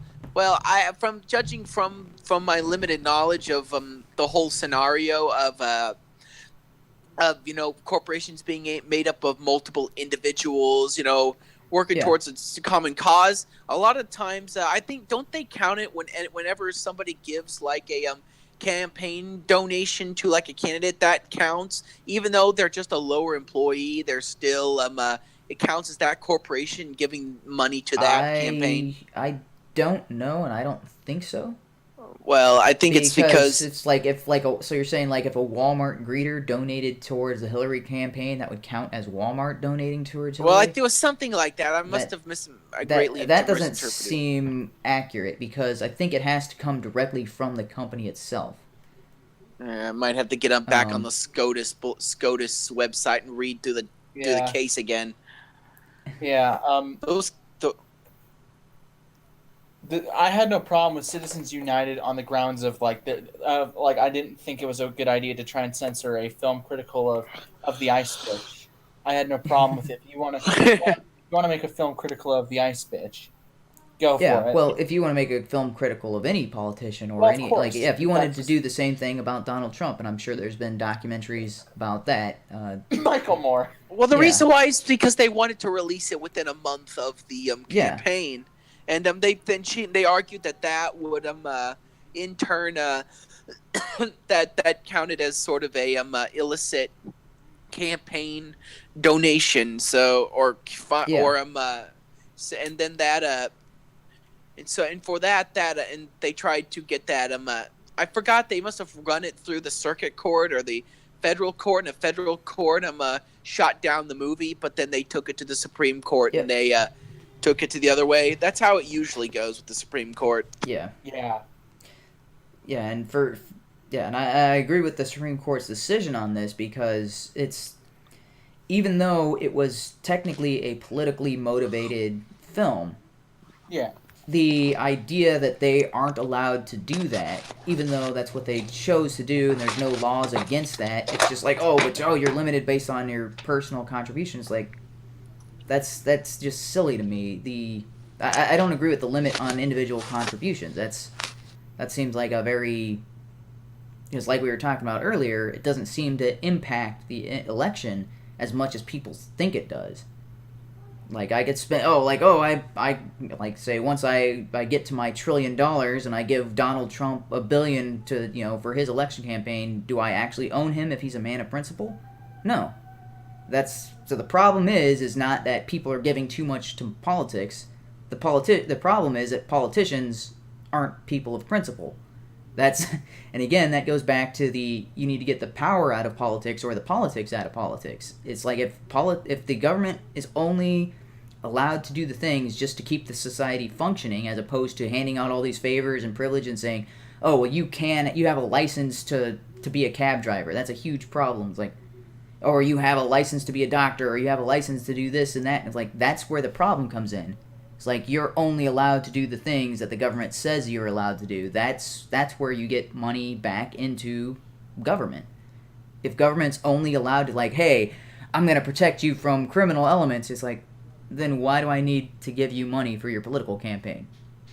It's not like you're going to protect me more than you're protecting them, or it's not like you're only going to protect me from criminals if I pay you $1 million to your political campaign. It doesn't work like that.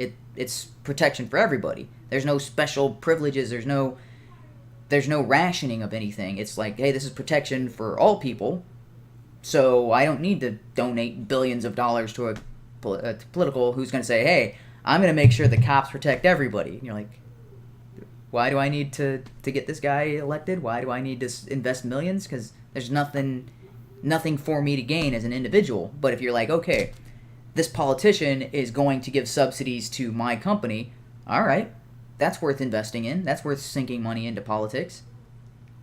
You take away that risk-reward system, what do they got? Like, anything the government does, if it applies universally to everyone, that takes money out of politics. So then individual contributions don't matter. You could spend $10 trillion on a politician, and guess what you get in return? The same thing everybody else gets. All right, and I'm all for decreasing the power of politicians.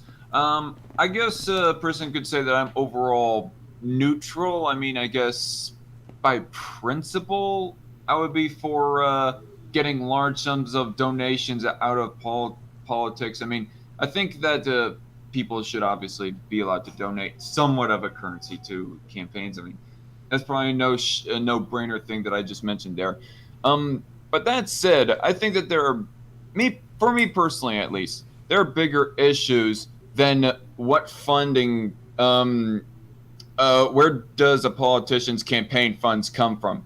I mean, you see all the TYT progressives and all the people like that, Justice Democrats and whatnot, making it out like if it's the big prime issue or something. I mean, that along with a Medicare for all single payer program and whatnot. But for me, it isn't a deal breaker if a if a politician is like funded in large part by some corporation or whatnot. I mean, it might make me prefer somebody else over them, but still. And that being said, I would rather vote for Scott Walker than Bernie Sanders. Bernie Sanders is like little to none paid for it, whereas Scott Walker is pretty much well known to be well funded by the Koch brothers. But on the other hand, I agree with his policies and politics more than Bernie Sanders. And the question is, did the donations from the Koch brothers change his positions or his policies? Did it change the way he voted? Yeah, I think that's kind of a ridiculous logic, is for people to maybe not outright be saying, but implying like these politicians' beliefs are derived off of money. Driven off it's of like, money. hey, this politician has this belief and has this stance. Okay, well then that's where it's the same. Think about YouTube, right? Like there's YouTube and Patreon, the relationship there. I don't know if you donate to anybody or if you're a Patreon of anybody, or a patron, I guess is the better way of saying that. Yeah. I'm a patron of both Loudmouth Yeah. and 2 Cents. Do you shape the way that their channel operates? No, even if you increased if that were the case, then Loudmouth would be a Christian by now. Yeah. Just saying. Yeah, your contributions, even if you were able to, like, say, be the largest single contributor to his channel instead of doing like maybe $1 or $2 or whatever, if you were donating like thousands of dollars a month to his channel, would you get full control over him? Would you be able to, like, okay, well now your channel is going to be, instead of movie reviews, your channel is going to be promoting Christian fundamentalism? Would he do that? Although FYI, I'm not a fundamentalist. No, I mean so let's say, so now his channel, would his channel suddenly be dedicated to reviewing only Christian films, or promoting talking about how awesome Christianity? No, that's. I mean, I but like if you The took, Exorcist if you for were crying out loud. Yeah, for Although some, I guess a person could technically tie that as Christian, but whatever. Well, for some Or people, Catholic. that's how they view politics. Is like, oh, well, if I give them enough money, they're who they are is going to change completely. And I'm saying, well, that means you don't have any faith in the principles of the person that you are voting for or that you are backing. It's like, well, if I give them enough money, they will completely change their position on this. And you're like, then how firmly do they believe in whatever they're espousing if they're so easily convinced purely by somebody paying them? That's Hey, you guys. That's the idea that goes into play. Sorry, yeah, go ahead. Yeah, a little bit off topic, but have you ever heard of this case called Madoll v. Tom? No. Madoll v. Tom was about this this band that could not get their name trademarked because it was offensive and it violated the I think it was the discriminatory rule or the whatever it was called. It was like disparagement clause. The disparagement clause in New Jersey saying that they could not put in a trademark that disparaged any group of people. But what was funny, the name of the band, it was an Asian punk band called the Slants. An Asian punk band called the Slants. Okay. Get it, Slants. Yeah. Ding, ding, ding, ding, ding, ding. Yeah, there's and then they got but the court held it. There were only 8 of them at this time, and they all said, "Why is this here? No, you don't get to stop somebody from putting a trademark in just because you think it's just because you think it's offensive. No." And it was hilarious. It was absolutely hilarious. But I'm just sitting here on oyes.com reading about the Citizens United case. It didn't say anything about direct campaign donation. It just says it's about election. Where's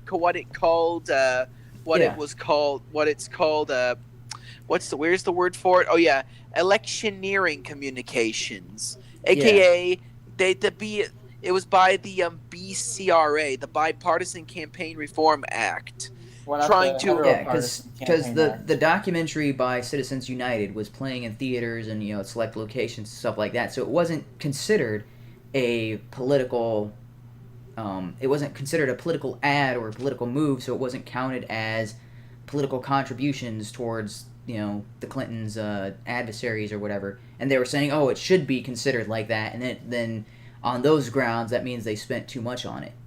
It was too much from and you're like, Usually when people disagree with the case, they don't disagree with the actual circumstances surrounding the case. What they disagree with are the implications. Like at one point there was another case which was about voter ID laws. I forgot what was it called, something versus Marion County versus it was the Marion County case, and it was a very what? Sorry, S-Man just poked. Why couldn't it be heteropartisan? Yeah, that's funny.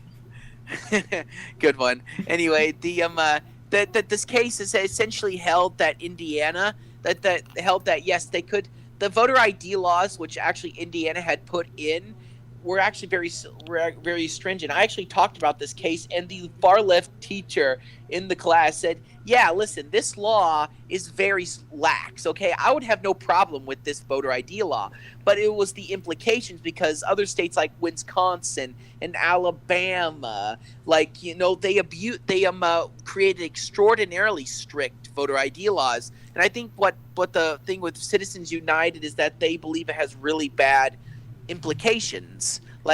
Corporations will be able to abuse this in order to steer election. Will essentially be able to buy politicians, as they say. So that's the problem with their underlying view of politicians, right? Their idea is that if you give them enough money, you change their position. That doesn't happen. It's the idea that politicians are all puppets. Now, there are puppet politicians and things like that, but that's the problem. It's like, it's not to fix the politicians, it's the, stop paying, so then they're like, that doesn't... If somebody is willing to give up their principles for money, it doesn't matter that's somebody you don't want in politics to begin with, because they're just going to go to the highest bidder, right? But the idea that, well, if they're just going to give more money to the politicians and change their views and make them a puppet, it's like, why is your problem with that system how much money is going in, and not the fact that our politicians have no principles and can be bought? That, to me, that's the bad, or the area to focus on is like, wait a minute, our politicians can be bought. That's not supposed to happen. We don't want them to be able to be bought, so then you can throw as much money at them as you want, and they'll never change. That to me is it seems to me like the Citizens United outrage is poking at the symptom rather than the root. It's the idea that all politicians can be bought, and that, if you throw enough money, that's going to get somebody elected, which neither of those seems to be true. Yep. Oh, fuck. So far left commie bullshit is now in my mentions. Great. What? So I'm dealing with using Aspie's term, the porch communist and I were fighting during this time as we're talking about. He's all bitching about how capitalism is ruining it's harmful for healthcare and food and water and housing. Yet in Flint, the government was the problem with what happened in Flint. They switched the water sources, and they were too damn stupid to fix the problem. The problems with Flint is there's a couple aspects of why that occurred. First, they were given all this money to fix their water supply problem, like to maintain their water supply.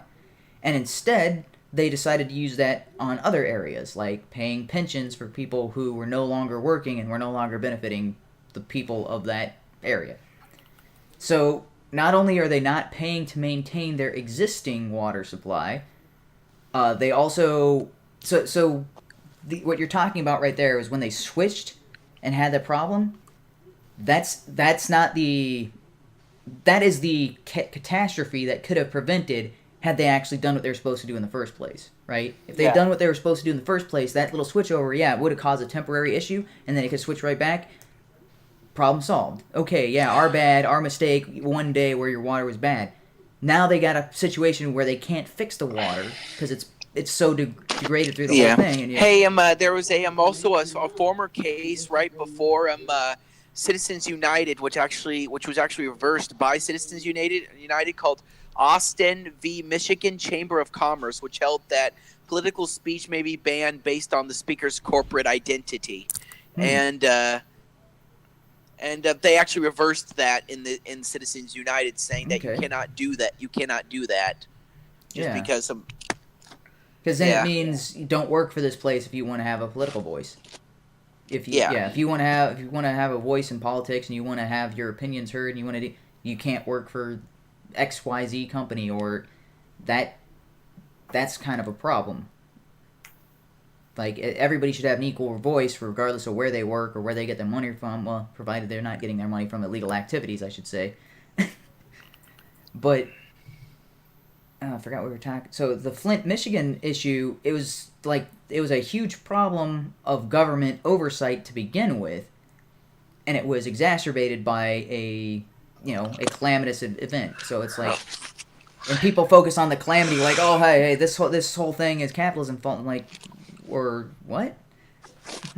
Like, that doesn't make any sense when you're like, okay, not only is it's a mistake of the people involved who were all government related, but it's also a good company, or a private company that was running itself efficiently would have a backup plan.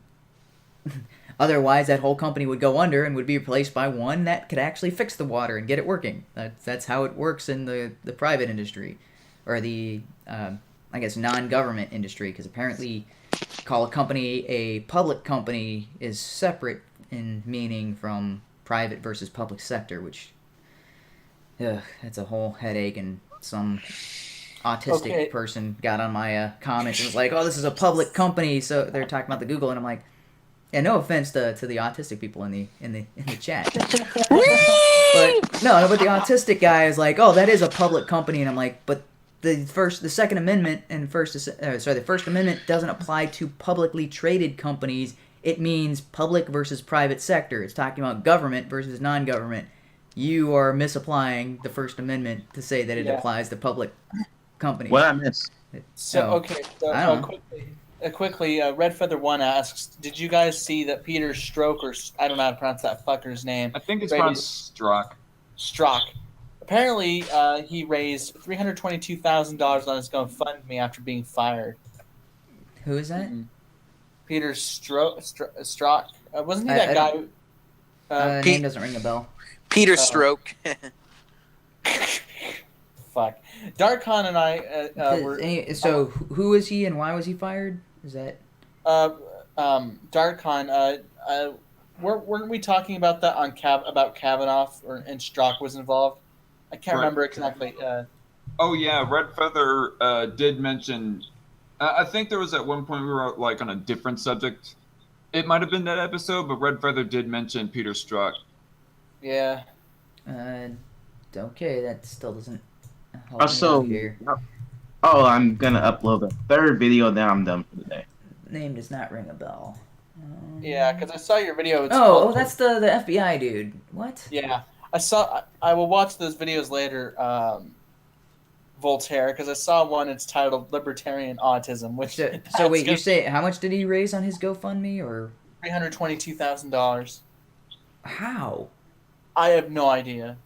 Wait, you saw Libertarian Autism?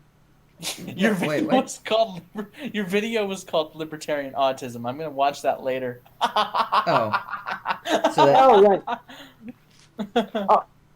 Right. Okay. It's just like a 5-minute video with my friend. It's LaQuee. Like, she got a blog, anarcho-monarchist or whatever. Anarcho-monarchist. What the? What? What the actual? Okay. There's things that don't make sense.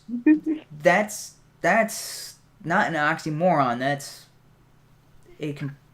That's not possible. Like, it's physically impossible. Like, there's stupid genius can happen, but never mind about that. But the main point of the video was... cannot. That's like a square circle. That's just a contradiction. Yeah. The main point of the video is how libertarians act, and they keep setting themselves for bad arguments. You know, All that's right. sort of like that. Well, man, I keep yawning. Anarcho-monarchism is an oxymoron, just like No, it's not an oxymoron. It's because an oxymoron is something that sounds contradictory, like stupid genius. That it is possible to be a stupid genius, as in you're a genius, but you're like the stupidest of the geniuses. Or another oxymoron would or like be a tiny giant is like, yeah, you're a giant, but you're, for a giant, you're pretty small. Square circle is more along the lines of anarcho-monarchy. But yeah, Have you heard of esoteric entity? Yes. What do you think of it? Dapperton had a beef with him. I don't know. Okay. It seems like another run of the mill, just copy paste from other anarcho capitalist talking points. Okay, that's the third video of the day, again, concern them. Yeah. Since I was part So of he this seems a little bit of a copy paste, but also he's might be doing it just for views, and I'm not sure if he actually takes it seriously, because the way that him and what's the other guy, the lizard, whatever, looks like that dude and Esoteric had a beef with Dapperton, and they both started going like all SJW reing on it, and I'm like, yeah, those guys may not have actually believed what they were saying. That to me is the dumbest thing ever. It's like, imagine if HUMANE was trying to argue for anarcho-fascism for years, and he doesn't even believe in that shit. Actually, that's what it seems like with the Esoteric and the other dude. It's like, yeah, it doesn't seem like you guys were actually principled, because it seemed like you were just trying to get into the community, get in good, and then stab them in the back, sort of thing. And again, esoteric entity is really, really, really, really, really stupid. Okay. Yeah, that's gonna be like that. He doesn't know what he's talking about. That's sort of like my next video. Kind of just like Yeah. Well, I would say ignore him. So if you're going against an ideology, don't pick the low-hanging fruit. Don't go with the what's that dude? So like the atheists, they tend to go after the dude who's talking about the banana and the apple, and like, dude, those are not good arguments. Does that not defeating those guys does not make you defeat the Christianity angle or the creationist angle? But that's kind of like what going after esoteric entity is like. Yeah, those guys are morons. If you're going to attack an ideology or something, go after the Iron Man, your opposition. Go after their strongest, most robust things. That's I'm not attacking his ideology. I'm just attacking his credibility. Yeah. And this is just a stream from a couple months ago with my good friend Pragmatic Culture, who's a really good guy. He has a really great channel that streams with a bunch of good people. All right. All right. Yeah. Pragmatic Culture is a good guy. So I know a lot of good people. Yeah, so we're almost at the 2-hour mark, so I'm going to try to wrap this up. Is there anything else? Okay, so we started to talk about corporations, whether corporations are people. And so I'm making the argument that corporations are a group of people, so if a single person in that group has a right, having a group work together doesn't necessarily or should not remove that right of that individual to do what they wanted to do. Just because they're acting as a group as opposed to an individual, how do they lose rights in that process? And that's ultimately what Citizens United was about, is like, well, you can have a group of people all working towards a common purpose, and they should be allowed to do that, even if that common purpose is to create a documentary that is political in nature. Why would they be prevented from doing that? Like, I can have an individual, and I can, as an individual, go out and get my camcorder and make a documentary and produce that and show that in theaters, and I'd be one person doing that. There's no limit to that. But for some reason, if I get, a group of 50 people all working together on a project, sorry, you reached your limit. You're only allowed to do X amount of... That's nonsensical. Hey, I want to see Dinesh D'Souza's new movie. So do I. It looks like, what is it called again? Death of a Nation. Death of a Nation. I wonder how it got reviewed, because it's kind of ironic, because they review it very poorly on Rotten Tomatoes, but the audience usually say really good things about it. So. Yeah, that's what's going on right now. Is the audience is giving overwhelming positive reviews, and critics. The left-wing critics, the hyper left-wing critics who do not agree with him politically, are giving him terrible reviews. Like, the movie sucks. The movie blah blah blah. No. And they're willing to give a Michael Moore movie just a very high amount, like that, like that capitalism movie. I don't even know what that movie. What his argument was in that movie. Capitalism, A Love Story, and Sicko. Both of those were just absolutely terrible and so full of. Like Michael Moore has a problem of he only sees what he wants to see.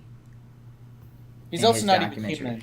Oh, Sicko, that is one of the sickest movies I've ever seen. You know why? Because he went down the queue. It's like, oh, yeah, everybody gets a doctor. Everybody, No. The rich get a doctor. The rich in that country get a doctor. All the rest, everybody gets a crap. He goes in there with a film crew and expects, like, oh, yeah, I'm just going to get the same treatment everybody else gets. And you're like, what? Nope. No. It's a communist nation. Image is everything to them. Okay, so I spent 6 months in Djibouti, Africa. If you go to Djibouti, Africa as a tourist, you get a 5-star hotel, a world-class casino, you get to swim with whale sharks, there's this beautiful, gorgeous beach. That is your experience of Djibouti, Africa. That is the tourist area because that's on the coastline, that's their nice new fancy... It's like the Mazatlan of Mexico. Yeah. Two blocks away from that, people are living in sheet metal houses. Like it's like sheet metal roofing slapped together with some nails in it. And you're like, that's the Djibouti experience. And you're like, oh, people could go to Djibouti and be like, oh, Djibouti's awesome. Look at these luxury hotels and casinos and this gorgeous beach. And the people who live there, no, this is not an exaggeration. People who live there literally shit in the streets. Donkeys cross the major roadways. We had to stop for a donkey crossing the road, and nobody cares. That's Djibouti, and you could go there and like, oh, hey, Djibouti's... That's the sicko version of all right. Thanks for joining. All right, see ya. Also, it's kind of like in Mexico with like Mazatlan or Cancun or Puerto Vallarta. Yeah, those are like the nice areas. Take me to like you go to like a taxi driver in Mexico, like take me to the real Mexico. He'll look at you and go, "Are you sure? Are you sure you want to possibly die? It don't look like this." Like. No, that's the problem. Is they keep tourists in the nicer areas, and then everything outside of that is just utter hell. It is like Djibouti is weird because it goes from like five-star hotels, world class everything, brand new, across the street like third world.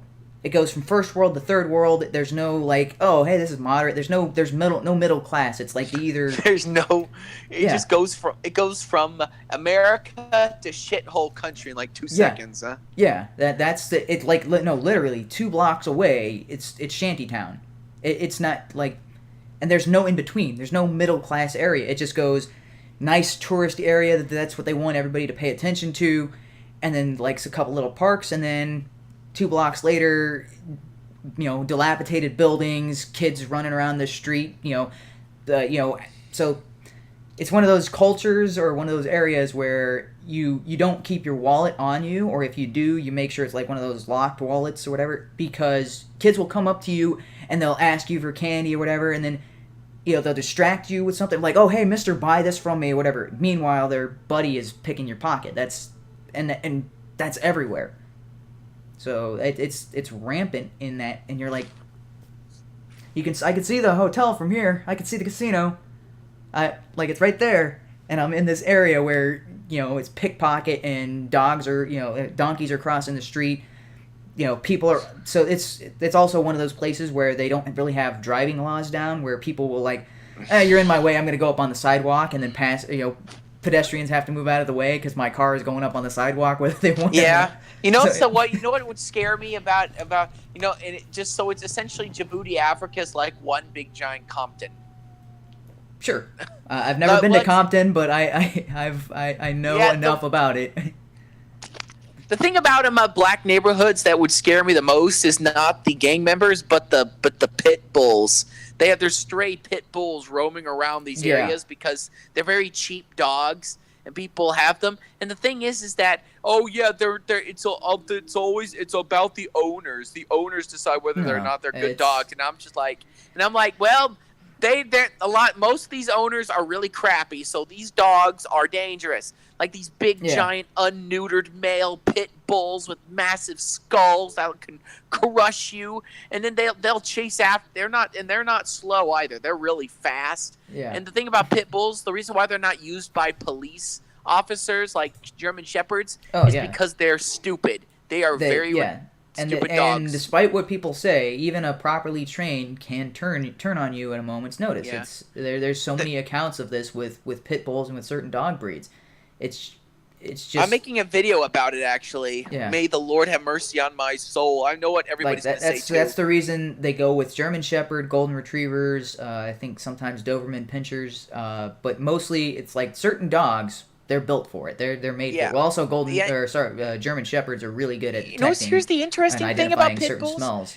The interesting Pit bulls, thing not about so much. our pit bulls is they're not like Chihuahuas. They're not angry dogs. They're not angry. They actually have good temperaments. It's Yeah. just that they have adrenaline. They're like it's built into them to like when they get hyped up, they release a lot more adrenaline than usual, and they have predator instincts. So they will. So they won't like bite once and leave like most dogs will. They will bite and they will hold on. They don't Yeah. even have the strongest jaws, but they will. But they are built to hold on. They will. They are bred to fight and to kill. That is what they're made for. And unless people, and I'm not for BSL. I'm not for dog breed bans. But if you want to, own a pit bull, know what you're getting and take the actions necessary. Get it neutered. You know, do whatever you need to do. Learn from it from veterinarians, but do not just know what you're getting. That's all I got to say. All right, so back on track from the dog. Get back on track. So you're talking about Sicko, and so he went to the areas where that's the touristy area. That's the place they take all the guests. So that's not how the regular everyday people live, and you can't. And they did the same thing with there was this joke. I think it was about Haiti, where Conan O'Brien went down and visited. Like, oh, this is a great place. I'm like, you're on the beach. That's not where people don't live on the beach. People live in the crap hole areas. Yeah, you're standing there. Yeah, you're standing there at the hotel in Haiti and acting like that's Haiti. It's like that's but it's the same kind of idea behind what Michael Moore did with Sicko. Is he went to the areas like, that's where they take their special guests. That's not the 90% of the population. That's and you're acting like that's but so the idea that It's so reviewers tend to praise Michael Moore even though his stuff has been just ripped to shreds, at least as far as I can tell from libertarians and conservatives. It's just like, no, none of this is accurate. This is all he shows you what he wants you to see, but not what and while acting as if that's reality. Another one like this was Gasland. I watched Gasland and then Frack Nation. Frack Nation just obliterates Gasland. Everything that was made in the Gasland movie, all the claims, it's just completely untrue, not even close. And his they go out of their way. So the Frack Nation is actually what's his name? Flim. Oh, I don't know. They're on Crowder all the time. The Scottish couple or whatever. the guy who made the Ferguson film, the guy who made the Ferguson play. Yes, yeah, that guy. Flim, I forget the last name, and something McElhenney. Yeah. His wife is McElhenney, something McElhenney. Anyway, they've been doing those kinds of quality documentaries of like, okay, so other people make documentaries about X. All right, let's see if we'll put them to task and see what. And so Frack Nation was amazing. I was like, wow, there's so much that's untrue about what his Gasland documentary, and he actually has an point in the video where he goes to the something Fox. It's like Josh Fox or something that made Gasland, and he's at one of their conventions and he's asking them questions, and Josh Fox admits that he knew tap water is flammable prior to any fracking. but he left that in the film because it was more visually. It got his message across that he wanted, even if it wasn't even if it wasn't technically accurate. It's like, are you kidding me? That you knew that people would see, oh look, their tap water is flammable, fracking is dangerous, and like, it was flammable prior to any fracking. Like, you can go to areas where there are no fracking, and if there's methane near the area, you can light the tap water on fire. There's instances of lakes and rivers being set on fire because there's natural methane that occurs in the ground, and it's just methane pockets. That has nothing to do with fracking. Absolutely nothing. And yet, Josh Fox is like, that's the center of his film, and it's like, and reviewers are like bashing Frack Nation, and then, they're like, oh, Gasland is so great, and I'm like, no, Gasland is a fraud. Sicko is a fraud. Everything Michael Moore produces, it's fraud. Yeah, what was his big? What was his main point in the movie A Capitalism, a Love Story? Yeah, that one I did not see. So I know I've seen Sicko. Yeah, I don't think I saw Capitalism as a Love Story. I saw Bowling for Columbine, Roger and Me. What was the other one he made? Bowling for Columbine. Yeah, that is terrible. It's anti-gun based on the Columbine shooting, and so much misinformation in his presentation of that. And yet, Bowling for Columbine is one of those films that they were showing around in all kinds of schools, and they're like, "Oh, look, you got to watch this." Same thing as An Inconvenient Truth. Yeah, topics. Yeah, topics covered include Wall Street's casino mentality, for-profit prisons, Goldman Sachs influence in Washington D.C., and poverty-level wages of many workers, and the large wave of home foreclosures, corporate-owned life insurance, and the consequences of runaway greed. The film also features a religious component where Moore examines whether or not capitalism is a sin and whether Jesus would be a capitalist in order to shine light on the ideological contradictions among evangelical conservatives who support free market ideals. That's cringe. Yeah, that sounds like cringe. I mean, I know enough about the capitalism movie. I was like, I didn't watch it. Maybe I'll watch it eventually, but I know. You know what I don't like? You know what? It's not true. Yeah. But like, oh, dang it! You mentioned something there that I was going to talk about. Yeah. So the idea, and then I got distracted by the whole Christianities and capitalism, which, but yeah. Oh, yeah, so he calls it Capitalism, a Love Story, and he's basically bashing capitalism and saying how it's not as good as people claim. And then, how much money did he make off that movie? Did he give it away for free? He was selling it in capitalism. He's made his entire career using capitalism. Well, what he's trying to explore, I think he's trying to criticize the entire system of capitalism by focusing in on just a few scenarios of cronyism. Yes, he's trying to say that cronyism is the inevitable conclusion of a capitalist system, and I'm like, no, that's stupid. And how it's you know what else? What is the alternative to capitalism? Socialism? That's not Christian because God doesn't like stealing or envy. Yep. God. That is just so that is just stupid. Well, and if you look at so while Christianity does encourage giving and charity and things along those lines, there are a lot of parables that relate to commerce. The parable of the talents, right? He gives the guy 10 talents. Is it 5 talents, 3 talents, and 1 talent? And then the guy comes back and is like, yeah, I doubled it. So I turned 5 talents to 10 talents, and he's rewarded. The other guy comes back, he was given 3, comes back with 6, he's rewarded. The other guy's like, I had 1 and I buried it. And no, he's like, no, go away. You're not a good servant, right? That's the parable of the talents moral.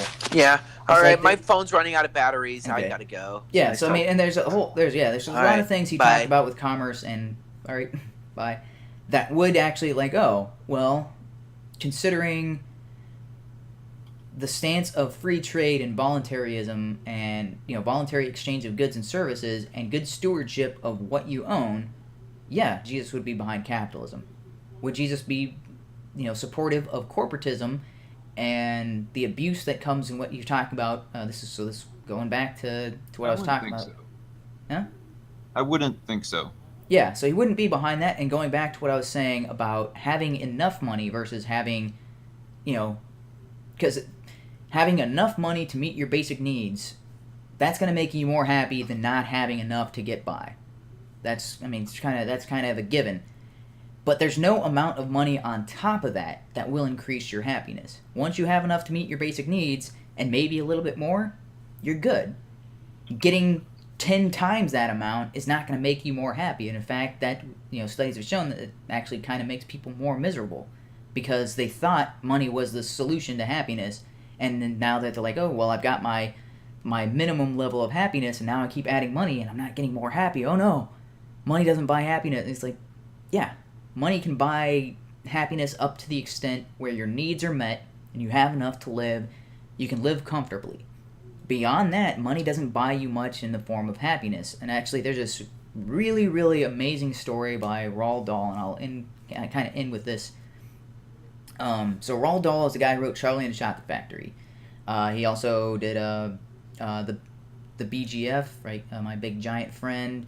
What's these other ones? Matilda. So he's a children's author, but I read a short collection of his stories, and this is one of those stories, and he writes about a man who was at a party and kind of goes off by himself because he didn't know anybody there. He was just kind of invited, and he finds this old library and starts reading a book where it explains kind of like this mystical power in order to where you could actually read people's minds and read cards. And so he practices it every day and whatever, and eventually he gets to the point where he can, any card is laid out in front of him on the table, and he knows exactly what that card is, and he can go through the entire deck and know what every card is going to be. Well, he starts to take this ability to casinos, and he starts winning all this money because, okay, he knows exactly what every card in the deck and the order of every card in the deck. He's winning money hand over fist, and then the casinos kick him out, and so he's like, okay, well, I can't use that to continue making more money. So then he hires somebody to make him disguises, and he changes his personality, and he goes in casinos as a completely different person, makes his money, comes out, and after a little while of doing this, he's got more money than he knows what to do with. And he's like, okay, well, I started this off as kind of like an interesting, can I do it? And once I figured out I could do it, then I was like, oh, I can make all kinds of money. And eventually he got more money than he knew what to do with, and his solution was like, I'm just going to give it away. And so then he starts throwing it out of his apartment window to people on the street, and that, cops knock on his door and is like, oh, you're causing this big disturbance. And the rest of the story is about, it's not, after that's pretty much the conclusion of it, but what he ultimately does is he sets up a charitable orphanage for people, and he then spends the rest of the time going around to casinos as different, disguised as different people, winning money, and then paying for the orphanages. And I read that as I was probably like 13 or 14 when I read this. So it's like, that's a children's story-ish. I mean, because it's kind of more like a young adult's, not necessarily like a picture book or anything like that. But the moral that I got from that was like, that is, like, yeah, it's the idea that if you had all the money in the world, you would be miserable. Like, if you had an infinite source of income, you'd be miserable, and the only way to find satisfaction or anything is to help other people. Like, help other people that don't have that same. And that's the problem with most people.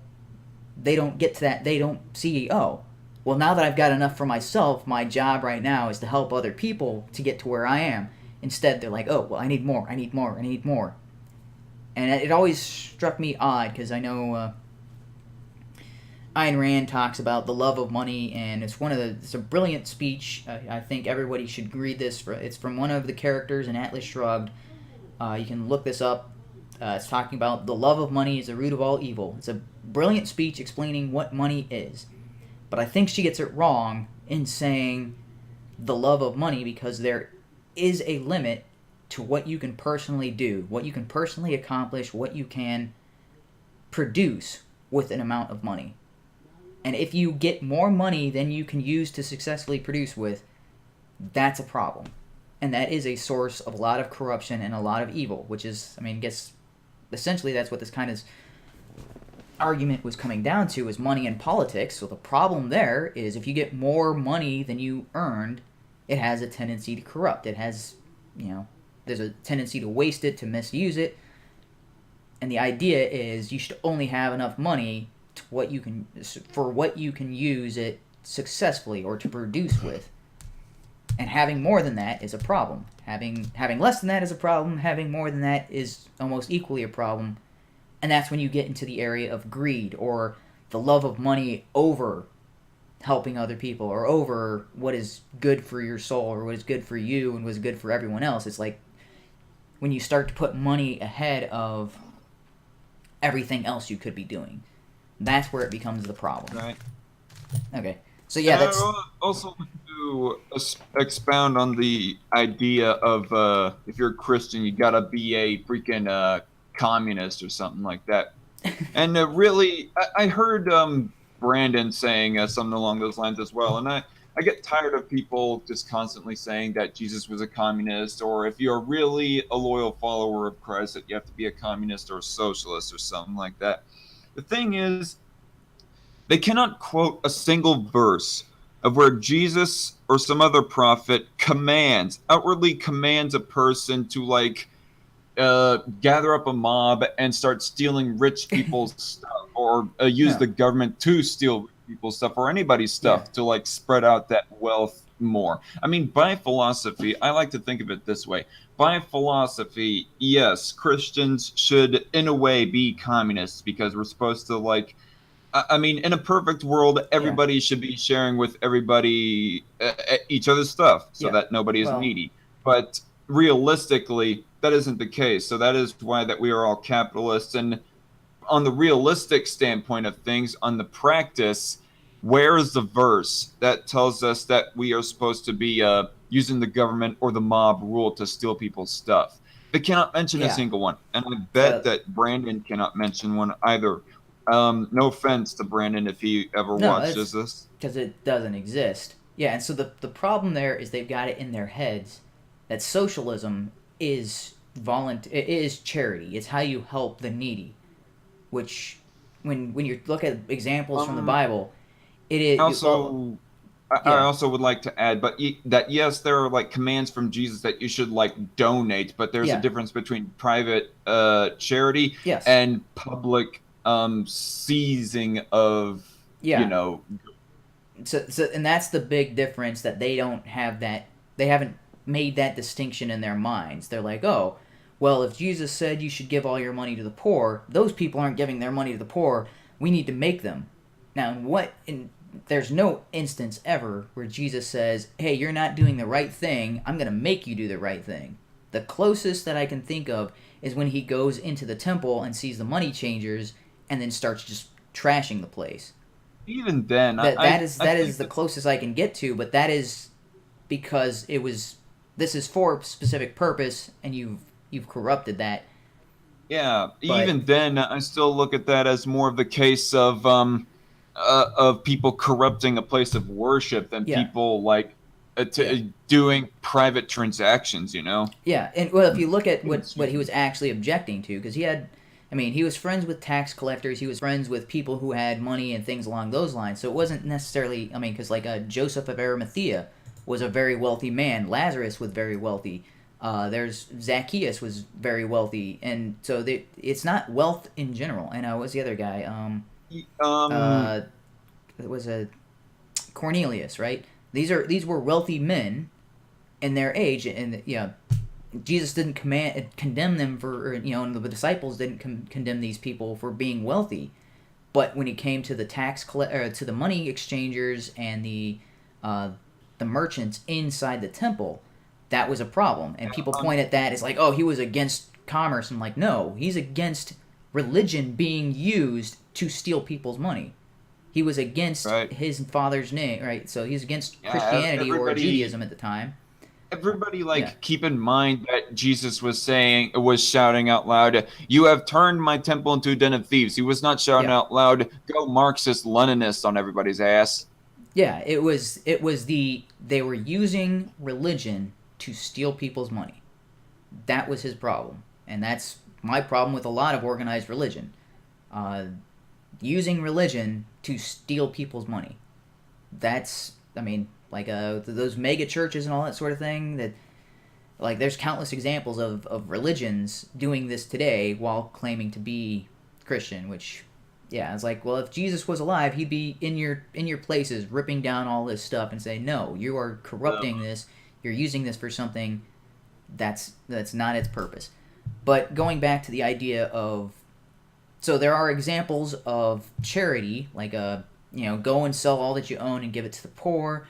It's easier for a camel to pass through the eye of a needle than it is for a rich man to enter to heaven, right? And those are the passages that get quoted all the time. It's like, oh, yep, see, he was against money and commerce. I'm like, what he's talking about there is if you value your possessions more than you value your salvation or your relationship with Jehovah, then it's a problem. He had no problem with rewarding Job. He had no problem with rewarding Abraham. He had no problem with rewarding David and Solomon. Solomon was, wise man from the Bible and was probably one of the wealthiest men who ever lived. That wasn't the problem. The problem is when that wealth became more important than doing the right thing. And that's the idea at principle here when he's talking to that rich man. He's like, the right thing right now is ignoring everything that you have and following me, because that's what you're supposed to be doing right now. That's Jesus' purpose at that time was, hey, you're supposed to ignore all that, follow me, become my disciple. That's what you're supposed to be doing right now. And the guy said, oh, I can't do that right now. That stuff was more important than doing what was right, and that is the problem. People who don't understand that are coming out like, oh, see, he hated money. I'm like, no. There's no problem with wealth. There's no problem with having anything. The problem becomes when that stuff is more important than doing the right thing, than doing what you're supposed to do, than loving your neighbor. Then that's when it becomes the issue. If you'd rather have stuff than rather help people, stuff's got to go. He even said, give to Caesar what belongs to Caesar, yes. Referring to the money, yes. Not toss it in a furnace and melt it down. Oh, yeah. Render unto Caesar what is Caesar's. Yeah. So, but the idea that Jesus liked charity, yes. He wants you to have a giving spirit to help other people. That is kind of one of our, for Christians, that's their responsibility. Is, help yourself, then help others. Fix yourself, get yourself right. Once you're right, don't just bask in like, oh, whew, saved myself, I'm good to go. No, once you get to that point, then you start going and helping other people get to that point. That's the call. That is the spreading the good news. Like, save yourself, then save everybody. Or not save yourself, but make sure that you are saved, and then help other people get to that point. That's what you're supposed to be doing. That's the Great Commission sort of thing. But the communists take that to the other example, and they want, oh, well, don't bother saving yourself first and all, getting yourself right. Go around making sure everybody else is, get everybody else to force them, and if they don't listen, if they don't want to, you strong arm them into it, that is the problem, is they've twisted that kind of message. It's like, no, make sure you are right, make sure that you're good to go, then you go around helping others. It's the put on your own what is that? The put on your own oxygen mask before assisting others. That's pretty tantamount. And when you're reading the Bible, it's like, okay, make sure that you're good. Don't point out the sty in your neighbor's eye when you have a beam in yours. There's fix yourself, get yourself right. And that's what his big condemnation was for the Pharisees and Sadducees, is their hearts weren't right and they were trying to tell other people how to live. And it's like, no, you get yourself right first, then you try to help other people get there. But at no point do you force somebody, do you strong arm somebody, do you take a gun and point it at their head and do the right thing or else. That is nowhere in the scripture. There's no point where people are slaved and forced to become Christians or forced to follow Jesus. It's hey, follow me. That is your personal choice. It has to be a personal choice. No one comes to salvation through force. No one comes to being a good person or being charitable if they are, if you point a gun at their head and say, "You're bourgeoisie, give up your money for the poor," or "You heartless bastard, you need to be a good person." It doesn't work. It's contradictory to what the message is of the Bible. That's all right. So we've gone on almost 2.5 hours here. I think I'm going to leave myself as well. All right, so thanks to everybody who joined today: Blue, Voltaire, S-Man, Aspie, and the Dark Conservatarian. By the way, check out those tweets that I shared on the HUMANE Mind stream chat. And yep. Anyways, thanks for having me on. It was nice talking to you again, HUMANE. Yep, same here. And Talk to you later, and bye. All right, let's end this stream.